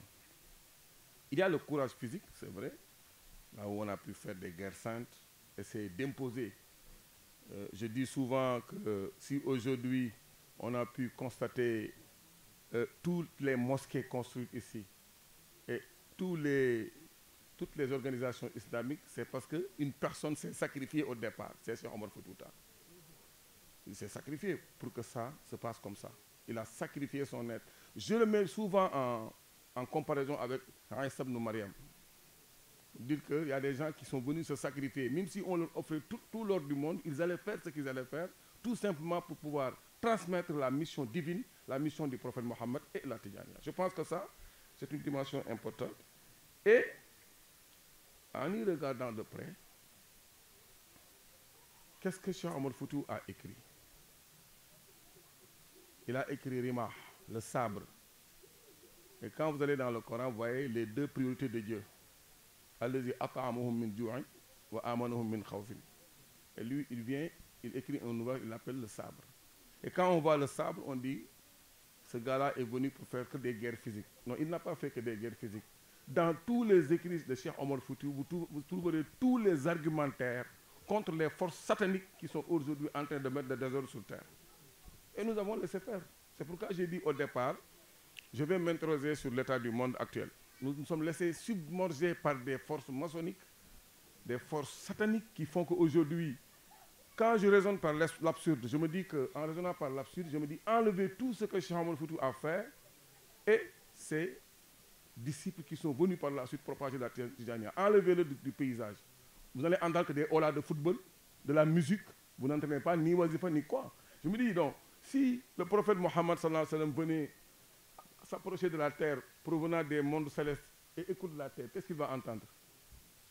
Il va entendre des holas de football, de la musique, de la danse, mais il entendra la wazifa. Il entendra les Tijan salmodier Salatul Fatih, salmodier le Coran. C'est ce que ça s'appelle la guerre des énergies. La guerre des énergies. Parce que les sataniques, ils font tout. Regardez bien au Sénégal, là où vous avez une mosquée, vous avez toujours un monument. N'importe où vous avez une mosquée, vous avez un monument. Parce qu'on nous mène la guerre sans qu'on le sache. Parce que c'est une question, dans le monde matériel, le monde matériel est fait de 3 éléments. Les vibrations, les ondes et l'énergie. Et dans ce monde-là, ceux à qui nous avons affaire et qui ont dévoilé des tentacules, ils ont sorti tous leurs moyens pour combattre l'islam. Ils ne sont pas seulement limités à combattre, à essayer d'obéir la volonté de Cheikh Omar Foutiyou de propager l'islam. Ils ont continué. Une fois qu'ils n'avaient plus vu, et il y a un phénomène qui a semé le désordre sur terre. Et il avait bien averti dans Rima. C'est la connivence entre les trois pouvoirs. Al-Mulkiya, c'est-à-dire le pouvoir matériel, Al-Milkiya, le pouvoir économique, Al-Malakutiya, le pouvoir religieux. Je pense que Serigne Moustapha Sy Al Maktoum en parle souvent, en disant que c'est par la collusion entre ces trois éléments-là que le monde a été mené vers ce que Dieu ne voulait pas. Quand il disait فَأَوْفُوا الْكَيْلَ وَالْمِيزَانَ وَلَا تَبْخَسُوا النَّاسَ أَشْيَاءَهُم وَلَا تُفْسِدُوا فِي الْأَرْضِ بَعْدَ إِصْلَاحِهَا. Tout provient de là. Et pourtant, dans Rima, Omar Foutiyou est très clair sur le fait qu'il ne faut jamais aller se rapprocher des gens de pouvoir. Et aujourd'hui, je pense que si on en est arrivé là, c'est vrai qu'il y a une contextualisation à faire, parce qu'il y a certains qui le font avec un argumentaire qui peut être valable, mais je pense qu'il y a quelque part où le jeu est un peu faussé pour mener à des collusions et des ententes, une mascarade qui mène nos sociétés modernes vers la corruption, vers les déséquilibres, et vers tout ce qui me menait vers donc la perdition de nos peuples. Je pense que donc Cheikh Omar Foutiyou est venu dans le temps pour avertir, parce que généralement quand je traduis la sourate Wal Asr, je dis Wal Asr dans le temps. Innal insana lafi khusr. L'homme est forcément en perdition. L'homme est forcément en perdition parce que quand il naît, il oublie ce qui le lie à Dieu. Donc il lui faut une intervention. Illa allazina amanu. Celui qui va amener cela, c'est le Muhammad. Et ulul amr minkum. Ati'u Allah wa rasuluhu. Donc Cheikh Omar Foutiyou est cette personne-là qui est venue dans une période où on était assailli par des forces qui voulaient mettre d'autres civilisations, d'autres religions, et il leur a barré la route. Je disais tout à l'heure à Ousmane dans le véhicule que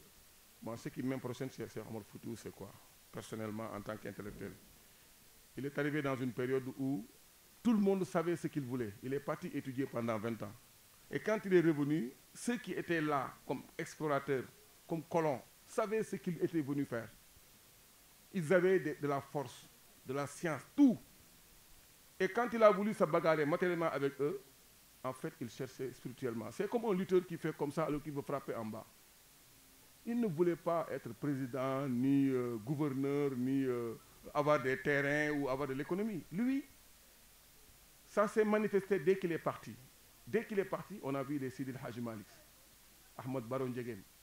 Ahmad Ndak Seck. On a vu ces gens-là pulluler partout et qui ont donc parachevé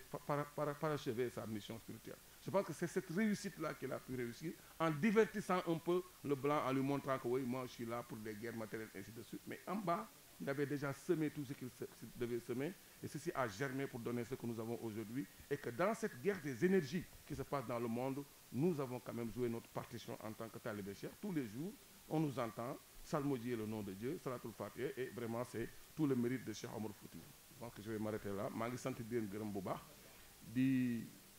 di rafetlu jotaay bi parce que jamono bi dafa nekk jamono boo xamante ni bi yu mel nii dañ ko soxla parce que ñi ñu séqal xeex xam naa man ak Cheikh Omar Diagne gars yi jéppi nañu parce que franc-maçon yi ñun duñ leen may dara parce que dañu yor ay programme yu yàq jamono bi ay programme góor jigéen programme télé yoo xam ne lu ne lañ ciy wane di travestir nit ñi série yi loo ci gis affaire sexualité la ñuy wax même internet bi boo gisee affaire ngóora la ñuy wax bombarder nit ñi ci ay discours yoo xam ne daf ñuy divertir yu mel nii nag jotaay la yoo xam ne dañ ci indi suñuy njaboot chaque instant ñun tamit ñuy góorgóorlu parce que ñoom bàyyiwuñu bés bu ne daneen ajjuma daneen jël seen télé yi réserver ko diine mais lundi mardi mercredi jeudi ak samedi dimanche yëpp dañuy tëgg le monde vibre négativement dans les sons de la musique profane et ça mène nos jeunes et nos populations vers la perdition. Donc jotaay yu mel nii ay jotaay la yoo xamante ni bi dañ ko war a multiplier forcer xale yi ñu ciy toog parce que bu ci xale yi toogul la nature a horreur du vide leneen la ñuy déglu ji te loolu bu ñu ko dégloo mën leen a transvertir donc il faut que ñu góorgóorlu ci jotaay yu mel ni ku ci mel ne Cheikh Omar Foutiyou ñu waxtaane ko xam effectivement lan la fi defoon ak nan lañ mën a sàmme loolu vraiment ñu sooxe ci côté boobu war bañ ñoo jural ay situation yoo xam duñu ko attan maa ngi leen sant di leen gërëm asalaamaaleykum rajim bismillahi arrahmani arrahim alhamdulillahi rabbil alamin wassalatu wassalamu ala ashrafil mursalin sayyidina muhammadin wa ala alihi wa ashabihi ghurril mayamin wa tabi'ina lahum bi ihsanin ila yawmiddin wa radiyallahu an cheikhina Tijani wa an jamici xulafaihi wa muqaddamihi wa man tawassala bihim ila yawmi ddin. assalaamu aleykum wa rahmatullahi wa barakaatu. xam naa ñi ngi nuyu mbooloo mi yëpp rek ñuy jël suñu nuyoo teg ko suñu loxo kilifa sëriñ Abdou Aziz Ba mu jot li ñu ko kilifa yi ak njaboot gi yëpp. mu mel ne li ñu waroon a waxtaane mooy acheikhul murabbi wa ahamiyatuhu fi dal asri iqtibaasan min rimaaxi cheikhina Omar Fuuti. mooy sëriñ bu yar ak njariñam ci jamono jii rawatina di ko taataane nag ak di ko tibbe li ñuy wax ci rimaaxu suñu sëriñ Mawlana Omar ibnu Saïd radiyallahu anhu wa nafaana barakaati. mu mel ne tariqa bi ñu nekk suñ ne cheikhul murabbi rek mën nañ ne mooy almuqaddam, mooy ki nga xamante ne nit ñi dañuy ñëw ci moom di jël werd wala di tegtaloo yoonu yàlla subhanahu wa taala. Seydina Cheikh radiyallahu anhu bam naan uusi man kaana muqaddaman wala muqaddiman wax na lu bari an yaafu lil ixwaani min alzalali an yabsuta ridaa afwihi ala kulli xalal an yajtaniba maa yujibu fi qulubihim daginatan aw xiqda an yasaa fi islaaxi daati baynihim wa fi kulli maa yujibu xalalan fi qulubi baadihim albaad wa in ishtaalat naara baynihim saaraa fi itfaiha walyakun saayuhu fi dalika mardat allah laa li xadin zaid. wax na wax ba wax ne wa an laa yutaalibahum bi itaai cheyin la min alqalili wala min alkathir illa ma samaxat nufusuhum bi badlihi min gayri talab. Cheikh Omar andi na ko ci rimaax wax li Seydina Cheikh dénk képp koo xamante ne ab muqaddam nga. turuqu suufiya yi tamit ku nekk teg na ay chartam ci ne charte yi de mooy charte yi mënta ñàkk ci nit ngir mu nekk njiit nekk gidd ci wàllu tariqa wàllu pas-pasu baatin. waaye wuute nañ ci surut yooyu ci lu bari, waaye suñ xoolee ci ijmaalan am na yoo xam ne dëppoo nañ ci. mooy maarifatu cheikhi bil faraid al ayniya, mooy sëriñ bi xam faratay jëmmam, mooy sëriñ bi xam lu muy defare ay mbiram ak nu muy defare taalibe yi nga xamante ne dañoo ñëw ci moom ngir def sayru suluk, mu xam nu mu leen di tege ci yoon wi. bokk na ca idne muy ndigal, sëriñ force mu am ko doog a mën a nekk ab sëriñ, doog a mën a nekk ab gidd ci tariqa yi, doog a mën a jubbanti, mën a sóob taalibe bi ci yoonu yàlla. waaye bokk na ci mooy ittisaalu sanad, loolu tamit boo demee ci tariqa yépp ci tasawuf ci littérature bi bokk na ci li nga xamante ne bokk nañ ci ànd, mooy day am ak càllala goo xam ne day dem ba ca yonent bi sallallahu alayhi wa sallam. waaye bokk na ci ba tey mooy alxibra attaam, xibra boobu nag mooy xam suluk yi fi ñuy aw, xam taalibe bi fi nga koy awale, xam maratibu taxliya yi ak maratib yi nga xam ne maratib taxliya la, ngir nit ki mën a àgg ci xam yàlla, mën a àgg ci martabatul muraqaba, ba mën a àgg ci mushahada wala mu àgg ci mukashafa, yi nga xamante ne ay terme la yoo xam ne tàmm nañ ko liir ci tasawuf. léegi nag suñu waxtaan ak temps bu gàtt tax duñ mën a sori foofu, dañuy dem mubasharatan ci tënk ci Cheikh Omar Fuutiyu Taal radiyallahu anhu, li nga xam ne àdduna ci ne ab sëriñ mënta ñàkk mu xam loolu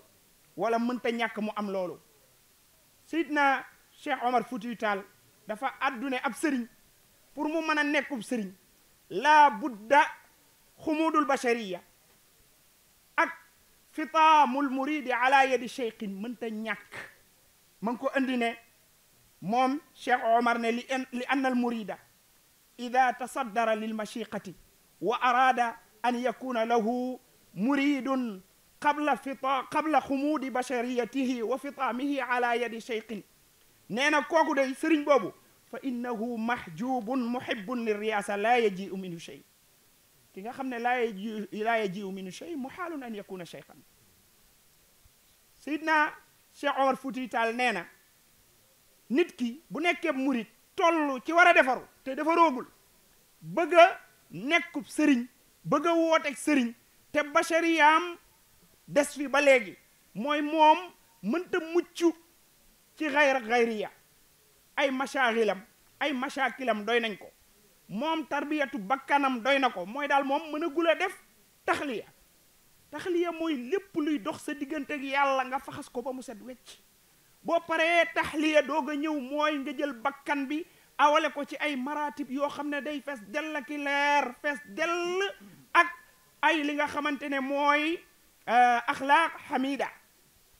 gannaaw ba nga ko defalee taxliya ci awsaaf zamima yooyu mazmuma yooyu nga xamante ne moom nga njëkk aw Seydina Cheikh Omar Foutiyou Tall nee na bu fekkee loolu amul kooku bu wootee sëriñ mahjub la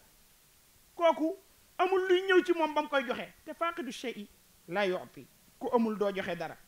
te nag wax na ba tey nee na inna al maqsuuda min alshariati tathiru nafsi min kudurati muallaqati aljismi bitazkiyati an al awsaf aldamima wa tahliyati bil awsaf alhamida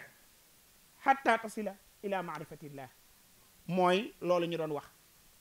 ba tey mu andi ne ab sëriñ pour mu mën a nekkub sëriñ day am li ñaan alwirasatul xaqiqa ak al idnu taam mooy day am ndono goo xam ne ndono baatin lay doon waaw juddu ñaari yoon mënul ñàkk pour nga mën a nekk sëriñ bu mat waaye force nga am ndigal li anna tasaddura lil mashiqati bi gayri idni cheikhin kaamilin xatarun jiddan wa musababun li suuil xaatima ndax bu fekkee da ngaa woote nekkub sëriñ wala ngay woote amuk wilaaye ci lu dul dëgg Seydina Cheikh lim na ko ci nga xamante ne day waral nga am mujj gu ñaaw mooy nga dee ci loo xamante ne du neex yàlla Seydina Omar Foutiyou Tall andi na ne laa yasilu saaliku jële ko ci beneen téere boo xamante ne Sha'rani moo ko bind mu andi ko leeral ne ci bahrul mawruud fil mawathiq wal uhud mu ne laa yasilu saaliku naasik ila hadratillahi wa hadrati sifatihi wa asmaihi walaw jamaa uluma al awalin wa sahiba tawaif annas wa abada ibada thaqalayni illa ala yaday ashaabi idni al xaas mu ne ki soobu ci yoonu yàlla di jaamu yàlla bëgg a àgg ci xadra yàlla subhanahu wa taala bëgg a àgg ci xadra melo yàlla ak i turam bu xamoon ulumul awalina xam-xamu ñi jiitu woon ñëpp waaye bu àndoon ak ñi gën a tànnee fu ci nit ña waaye mu jaamu nituk jinne yépp te amul ndigal loo xam ne lu ñu jagle la loolu du ko jariñ dara waaye tamit wirasatul kaamila mooy li nga xamante ne bu ko sëriñ bi amul du am al intifaaul kathir te wirasa kaamila nag mooy alladi rasiqa ilmuhu wa qawiya aqluhu wa tataharat nafsuhu wa saduqat farasatuhu te yonent bi nee na woon ittaqu farasatal mu'min fa innahu yara bi nuurillahi kon mi ngi noonu dañuy gàttal mënul ñàkk tamit mu nekk boroom xam-xam xam faraidul ayniyati ndax man taarada li hidayati gayrihi bi gayri maarifatin fa huwa xaa'in mooy koo xamante ne xamoo ba pare ba nga jindee seytaane rek ngay doon yaiduhum wa yumannihim wa ma yaiduhum sheytaanu illa gurura beneen bi ci des mooy adamu irtikaabi amrin masmumin fi lbatin Cheikh Omar nee na jële ci Sha'rani ba léegi axada alayhi al ahd an la natasadda li talqin dikri wa axdi al ahd wa nahnu murtakibuuna amran masmuman fi lbatin mooy ab sëriñ balaa mën a nekkub sëriñ ak biiram day set yow da ngaa bëgg a defar taalibe biirug taalibe bu dee da nga def ci bitti ngay wane li ngay wane in ankahta ilman amalan tanasala bi mulkin mudaawin laysa alayhi xurubu waaye bu dee da ngay wane ne nii la mel te meloo loolu yow ilmun bila amalin jununun wa amalun bila ilmin la yakun loolu la Ghazali wax xam ba pare jëfoo ak dof la waaye xamoo bëgg a jëf mënta nekk loolu la indi foofu beneen bi ci des te ñu ciy daanele mooy al insilaaqu wa ittibaau al aalami al akmal mooy yow de nga simmi sa yére ak topp ki la gën a xam gën laa mat te loolu nag moo gën a jafe ci sëriñu jamono ji mooy man ngaa bokk ak nit genn kër mu gën laa mat sëriñ nga solub yére wooteeg sëriñ ba muur ko ba ña war a jariñu du ñu jariñ ñu ciy daaneele waxuñu Cheikh Omar ay wax mu ne man taallaqa bihi talaamidu wal muriduuna li talabi tarbiyati wal irshadi wa taallum ida manna allahu alayhi bi wujudi man huwa a'lamu wa akmalu minhu an yansaliqa anhum wa yattabi'a huwa wa hum dhalika al a'lam al akmal li anna maqsuda ashyaq at-tariqi bi jam'i al-muridina ala kalimatin wahida laysa illa iqamati sha'air ad-din fi dawlati al-adab al-batin kama uqima fi dawlati al-zahir li takmula bi dhalika ibadatu al-muslimin. Cheikh Omar nee na bu dee nit ki daa am ay taalibe ak ay murid yoo xam ne dañoo topp ci moom di bëgg a defaru bëgg a àgg ci yàlla, bu gisee koo xamante ne moo ko gën a mat gën koo xam yàlla daf ko wala roy googu mu koy roy mook ña nekk ci ginnaawam ñëpp dañ ko war a roy. ndax nee na bu fekkee woote gi waa tasawuf di woote ci ne ñëpp nañ ñëw ànd ci kalima wahida du dara ludul li nga xamante ne mooy sha'airu diin comme niñ ko taxawale fii dawlati zahir ñoom mutasawifuun yi ñu taxawal ko fii dawlatil baatin. loolu dong la moo tax ci la waxee na nag wa iyyaka an tadunna anna martabata alxalifati wal muqaddam fi ataa'il wirdi ala haddin sawa mu ne al muqaddam min jumlati raiyati al xalifa. boo nekkee muqaddam ci njabootu xalifa nga bokk yow ña nga jox werd ak ña nga jox werd ñañ jox werd ñëpp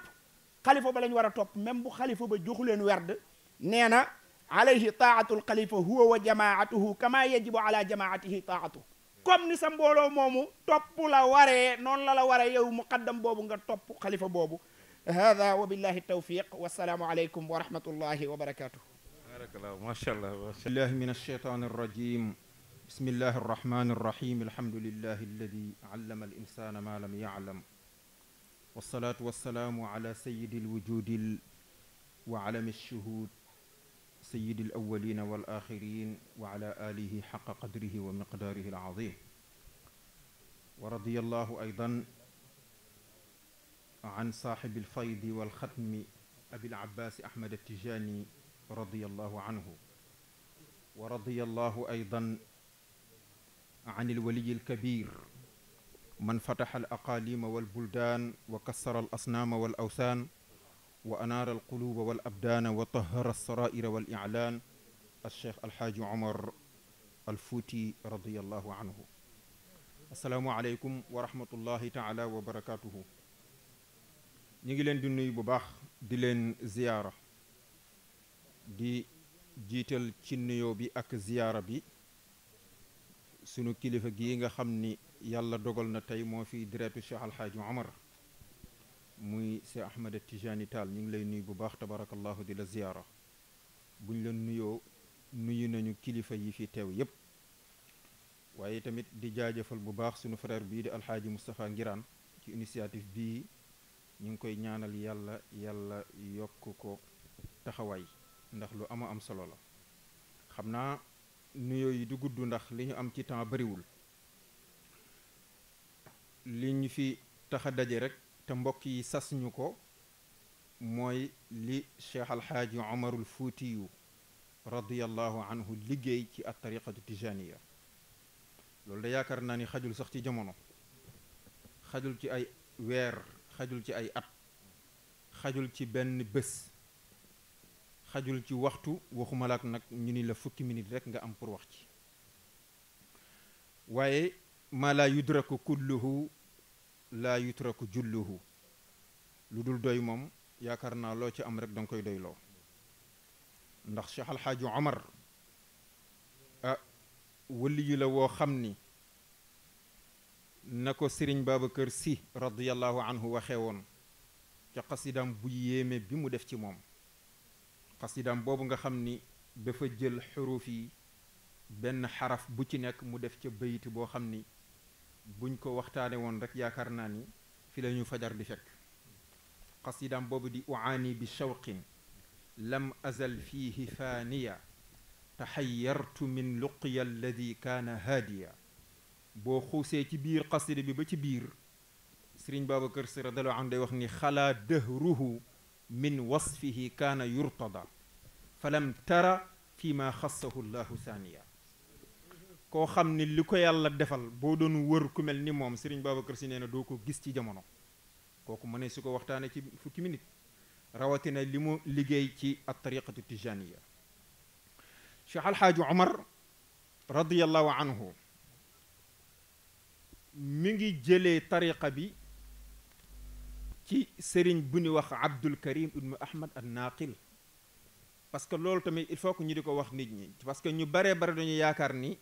a cheikh Mouhamadul Ghali moo jox tariqa bi cheikh Alxaaji Omar waaye cheikh Mouhamadul Ghali dafa yeesalaat cheikh Alxaaji Omar bi ñu gisantee da ko yeesalaatal mu amaat ci moom ay asraar ak ay anwaar ak ay tajalliyaat waaye tariqa bi mi ngi ko jëlee ci ku ñuy wax Abdul Karim ibnu Ahmad an Naqil al Fuuta ki nga xam ne al Fuuti la dëkkoon ca dëkk bu ñuy wax Tanbu Abdul Karim moomu al cheikh Mawlud Fall al Shanqiti di kenn ci sëriñu Cheikh Alxaaji Omar al Fuuti radiallahu anhu ca Mauritanie moo ko jox tariqa bi ndax lii may wax boo demee ci al Jawahir wa Durar fi siirati Cheikh Alxaaji Omar bu Cerno Muntaga indi na ko fa di ko fa leeral ndax dafa wax ni summa innahu radiallahu anhu baada an tabaxara fi lulumi alsharciyati wa sunaniha wa mantuqiha wa mafhumiha wa tadallaca fi gayriha min alfununi xata saara baxran zaaxiran sharaca fi talabi ilmi alxaqiqati wa ahliha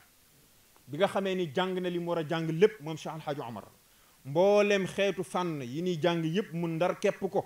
ci la fas yéene nag wuti xam-xamu xaqiqa parce que xam-xamu sharia ak xam-xamu xaqiqa du ñu benn ba mu naree wuti xam-xamu xaqiqa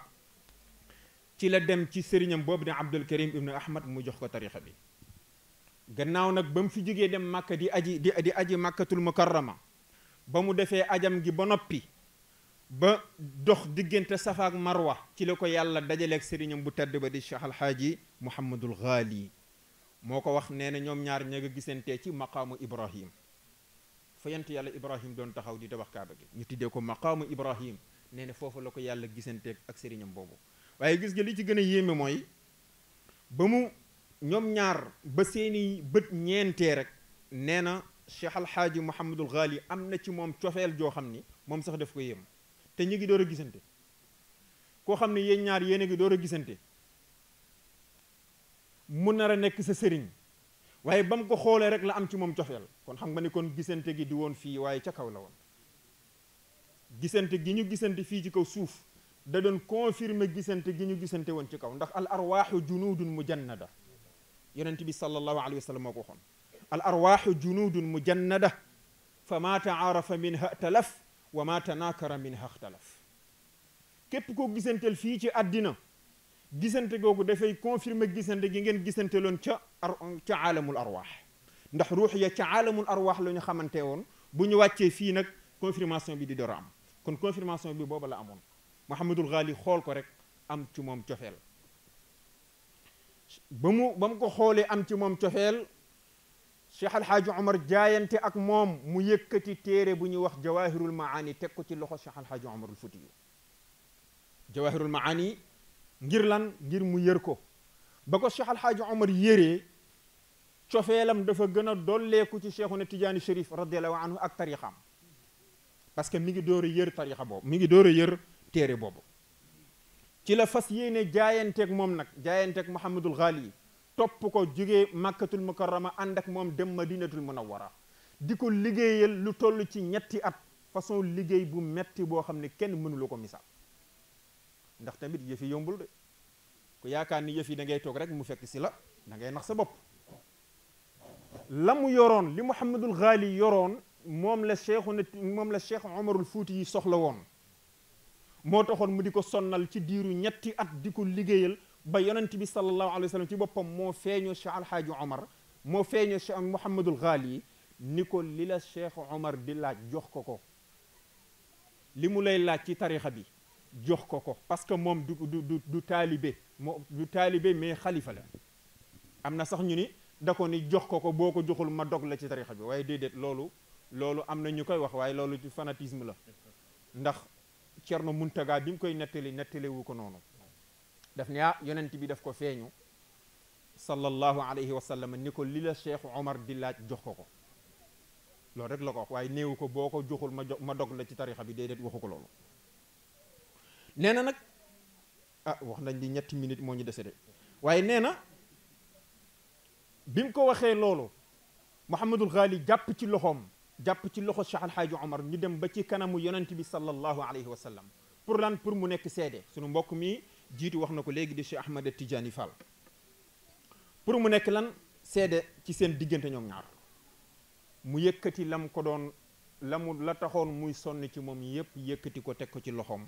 ni ko xamal ni nag man lantinoor dong laa ci lantinoor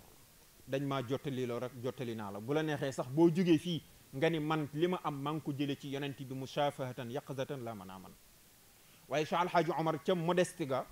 ak reconnaissance ga ndax shukrul wasaiti waajibun ci tarixa bi shukrul wasaiti waajib intermédiaire ki nekk sa intermédiaire ci sa diggante ak sa sëriñ mais kooku jaadu na nga sant ko loolu moo waral mu jëlaat lépp delloo ko ci Mouhamadul Ghali waaye Mouhamadul Ghali ne woon na ko bu la neexee nga ni li ma am maa ngi ko jële ci yonent bi sallallahu alayhi wa sallam yaqzatan la manaaman loolu kan moo ko am ci tarixa bi kooku mooy Cheikh Alhaaji Omarul Fuutiyu xam naa ni yaakaar naa waxtu wi jot na waaye li ñu ci amaku si néew rek ñu doyloo ko ba beneen yoon insha allahu taala ñu ngi jéggalu mbokk yëpp wasalaamu aleykum wa rahmatullahi taala wa barakatuh audu billahi min alsheytani irrajim bismillahi arrahmani irrahim allahumma salli ala muhammad wa ali muhammad wa ajjal farajahum donc je souhaiterais dire assalamu alaikum à toutes nos autorités qui sont ici présentes. Remercier également l'ensemble des panélistes, tous ceux qui ont pris la parole avant moi et qui ont fait un exposé non seulement brillant, mais totalement contextualisé. Un exposé également sur la dimension de la personne, sur son œuvre. Mais ce qui a retenu mon attention et que je vais vous livrer, c'est surtout la pertinence de l'œuvre de la personne dans le contexte actuel que nous sommes en train de vivre, comme si Cheikh Omar Foutiyou Tall n'était jamais vraiment parti, puisque dans tous les cas, on sent la pertinence de son œuvre et qu'aujourd'hui, nous sommes en train encore de célébrer la portée de son œuvre. Donc je m'en vais, après avoir félicité tous ceux qui ont fait leur exposé avant moi, vous présenter maintenant la synthèse du rapport en disant humblement que il y a des passages que je vais devoir compléter a posteriori pour différentes raisons. Donc je prie les différents panélistes de faire preuve de mansuétude à mon égard et de me partager pour les actes finaux du colloque. Donc le symposium a porté sur la vie et l'œuvre riche et multidimensionnelle de Cheikh Omar Foutiyou Tall. L'homme est présenté par les panélistes comme une des figures les plus illustres de notre histoire moderne. Son impact transcende les générations et sa vie continue d'illuminer la vie de millions de personnes en Afrique de l'Ouest et au-delà. L'homme a opposé une des résistances les plus mémorables à la colonisation. Il a prêché la paix et la justice en Afrique de l'Ouest, a insisté sur la pureté du cœur et de l'engagement envers le Créateur. Ses écrits mémorables, dont Arima constituent un traité sur la Tijaniya et continuent d'influencer les pensées, n'est-ce pas, des condisciples, les pensées des chercheurs dans la religion. L'homme est également présenté comme un fin stratège militaire et un homme d'État. Son courage et sa détermination face à l'envahisseur font de lui un digne représentant pour l'honneur de peuple. Il a suivi les pas du prophète sallallahu alayhi wa sallam. Il fut le plus exemplaire propagateur de l'islam selon les mots du guide suprême de la Jamahiriya libyenne. Son impact va bien au-delà de la seule période historique qu'il a vécue. En comparaison avec les crimes en cours, par exemple en Palestine, on notera qu'il avait déjà dénoncé les pratiques criminelles de l'esclavage et de la colonisation. Il est intéressant de voir aujourd'hui toute l'Afrique contemporaine se lever comme un seul être pour continuer le même combat de la dignité humaine. Radiyallahu anhu Cheikh Omar Foutiyou Tall, pour son œuvre ainsi que le prophète nous l'a enseigné, sallallahu alayhi wa sallam, man sanna sunnatun hasanatun falahu ajruha wa ajru man amila biha. S'il est vrai que l'on est ce que l'on fait et que l'œuvre ne s'évanouit pas, comme Dieu le dit dans le Coran, fasbir inna Allah la yudi'u ajral muhsinin. Cheikh est donc tel que son œuvre éternelle, car nous ne sommes pas que physiques, comme le rappelait tout de suite Mounirou Ndiaye. Nous sommes également esprit. Et c'est son esprit qui vogue ici dans l'assistante et qui va continuer à voguer, puisque nous souhaitons que des générations et des générations continuent à célébrer et à magnifier son œuvre. Je vais également synthétiser sur la pensée religieuse et politique, même si d'autres points ont été abordés par rapport à l'immense œuvre de l'homme. Donc, on a noté l'immensité de son œuvre matérielle et spirituelle. Mais un des panélistes s'est intéressé à faire revenir Cheikh Omar Foutiyou à la période actuelle pour se demander comment est-ce qu'on est arrivé, malgré le travail immense que l'homme a accompli, comment est-ce qu'on arrive encore à avoir un tel désordre au niveau mondial. Le contexte de l'apparition de Cheikh Omar Foutiyou a été également revisité et ça a permis de distinguer deux dimensions, physique et spirituelle, de l'être. On peut imaginer, diront les panélistes, tout le courage physique qui a été nécessaire pour, de manière totalement désintéressée, propager la lumière divine sans aucun intérêt profane.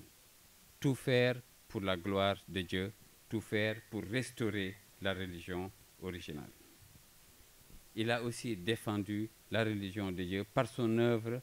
scientifique, avec un système d'argumentaire qui permet non seulement de répondre de manière totalement satisfaisante aux critiques de son époque, mais qui permet même d'anticiper sur les critiques à venir contre la religion et contre la tariqa. Aujourd'hui, nous sommes face à une guerre insidieuse qui est menée contre la religion de Dieu. Les enseignements de Cheikh Omar Foutiyou Tall permettent de maintenir vivaces les piliers critiques de la tariqa et également de la religion. Les connivences entre les trois pouvoirs matériels, économiques et religieux ont été également considérées comme la source d'un grand désastre et interpellent toute l'assistance, puisqu'en réalité, l'instabilité qui est constatée dans les différentes organisations religieuses semble porter préjudice un peu. Voilà. Donc, semble porter préjudice à la santé spirituelle des populations. Les collisions entre ces pouvoirs ont causé la perte des sociétés. Cheikh Omar Foutiyou Tall participe à travers son œuvre à libérer l'humain et à le réconcilier avec son Créateur. Sa mission, à son retour, était sans aucune ambiguïté. Elle était également stratégique pour avoir des résultats pendant sa période et pour les périodes qui lui auront succédé. Son œuvre continue donc à inspirer toutes les générations pour assurer qu'à côté des œuvres sataniques et maçonniques, les actes d'adoration et d'unicité de Dieu continuent de s'élever vers les cieux et de remplir le cosmos. Walaw karihal mushrikoon. Assalamu alaikum wa rahmatullahi wa barakatuh. ki indi fii diine l'islam ñaar yëpp la mane woon Seydi Hadji Malick daal na wax ci xàqee Cheikh Omar Foutiyou ne li ko yéem ci moom mooy yitte ji nag sama sëriñ di suñu sëriñ sëñ Omar daan na wax naan lu la yitte mayul dara mënu la ko may nan la daan waree fas di dem Guinée di dem Niger di dem Mali nekk Sénégal ba pare di bind téere boo xam ne ku warul fas toog ci këram tiim ventilateur am mu ngi koy xool te araf yu bari du ko ca xam loolu dañ cee war a interroger wu et wax ji may wax nag day xaw a mu yóbbante bu ñuy jox le professeur Mounirou nga xam ne il a des entrées peut-être avec le nouveau gouvernement mi nga xam ne dañoo bëgg changer l'éducation wala bokk jëmale ko kanam di ko wax aussi le docteur Alpha Cissé nga xam ne bind na support pédagogique boo xam ne bu ñu bëggee jàngale histoire Maam Cheikh Omar Foutiyou ci école bi le support pédagogique est déjà disponible ndax ñun ci école Sénégal la jànge waaye jàngal nañ ñu ne Cheikh Omar Foutiyou bañ na ba mujj gi il a disparu dans les falaises de Bandiagara kenn xamul wax jooju lu muy firi te noonu lañ ñu ko jàngale mu nekk loo xam ne bu ñu bëggee soppi mbir yi maanaam symposium bi dinañ bind synthèse dinañ ko joxe waaye nan la ñuy fexee ba xale bu nekk ci école bi di Cheikh Omar Foutiyou lu nga xam ne dina am dimension spirituelle ak temporelle xam-xam-xamu jamono xam-xam-xam boo xam ne moo koy gindi pour mu mën a yar ay doomam ci diine ak ci tarixa bi defe naa ne dégg naa xam naa ne c'est dimension politique que le ministre avant même d'être ministre de l'éducation avait déjà esquissé sur en tout cas les problématiques de l'éducation jusqu'à parler de l'annulation du bac. Mais je pense que si on lui remonte certaines informations concernant madame ce qu'a déjà fait nos grands-pères comme Cheikh Omar Foutiyou et Serigne Touba et autres, xëy na dinañ ci jël support boo xam ne dinañu mën a jariñ. Les autres écoles comme les écoles françaises et américaines qui sont au Sénégal, dans leur programme, ils disent que nous devons contextualiser l'histoire-géographie en utilisant l'histoire du pays. Donc ñoom tamit war nañ leen a mën a jox ab jukki ci li nga xamante ni si sëriñ bi bind na ko ñu ngi leen di nuyu bu baax di leen ziar effectivement lii bu ñu sañoon maanaam muy am bis bu nekk di am fu nekk ñu koy mën a bind di ko tasaare ba ñëpp jot ci ñun ñii ñu ngi yaroo ci kër maam Serigne te kenn ci man am na téere maam Serigne yoo xam ne xaw ma lu muy firi xam nga loolu lépp nag échec la boo xamante ni si c'est un échec de transmission mu nekk loo xamante ni si dañoo war a fexe ba ci daara yi ak ci école yi ñiy jànge loo xam ne suñu maam yi moom lañ bind ndax maam Serigne moo ëpp xam-xam Victor Hugo te loolu la gëm waaye dañ maa xamal Victor Hugo ba ma yaakaar ne moo gën maam Serigne c'est un combat boo xamante ni si il faut le mener pour un changement majeur à travers la société et fonder des patriotes parce que le patriotisme a sa source dans la connaissance de soi sinon ça déborde vers le fanatisme et le fanatisme qui n'est pas religieux est délétère pour le fonctionnement et la caractérisation de l'individu te loolu baax ñu ngi leen di nuyu di leen gërëm di leen sant di joxaat kàddu gi borom yëf yi à travers Alaaji Mujib xam naa su ko defee ñu jox kàddu yi kilifa yi ñu mën a tëj su ko defee nit ñi mën a reer préparer gàmm gi nga xamante ni si moom moo nar a am nekk continuité ci même thème bi asalaamaaleykum wa rahmatullahi wa barakatuh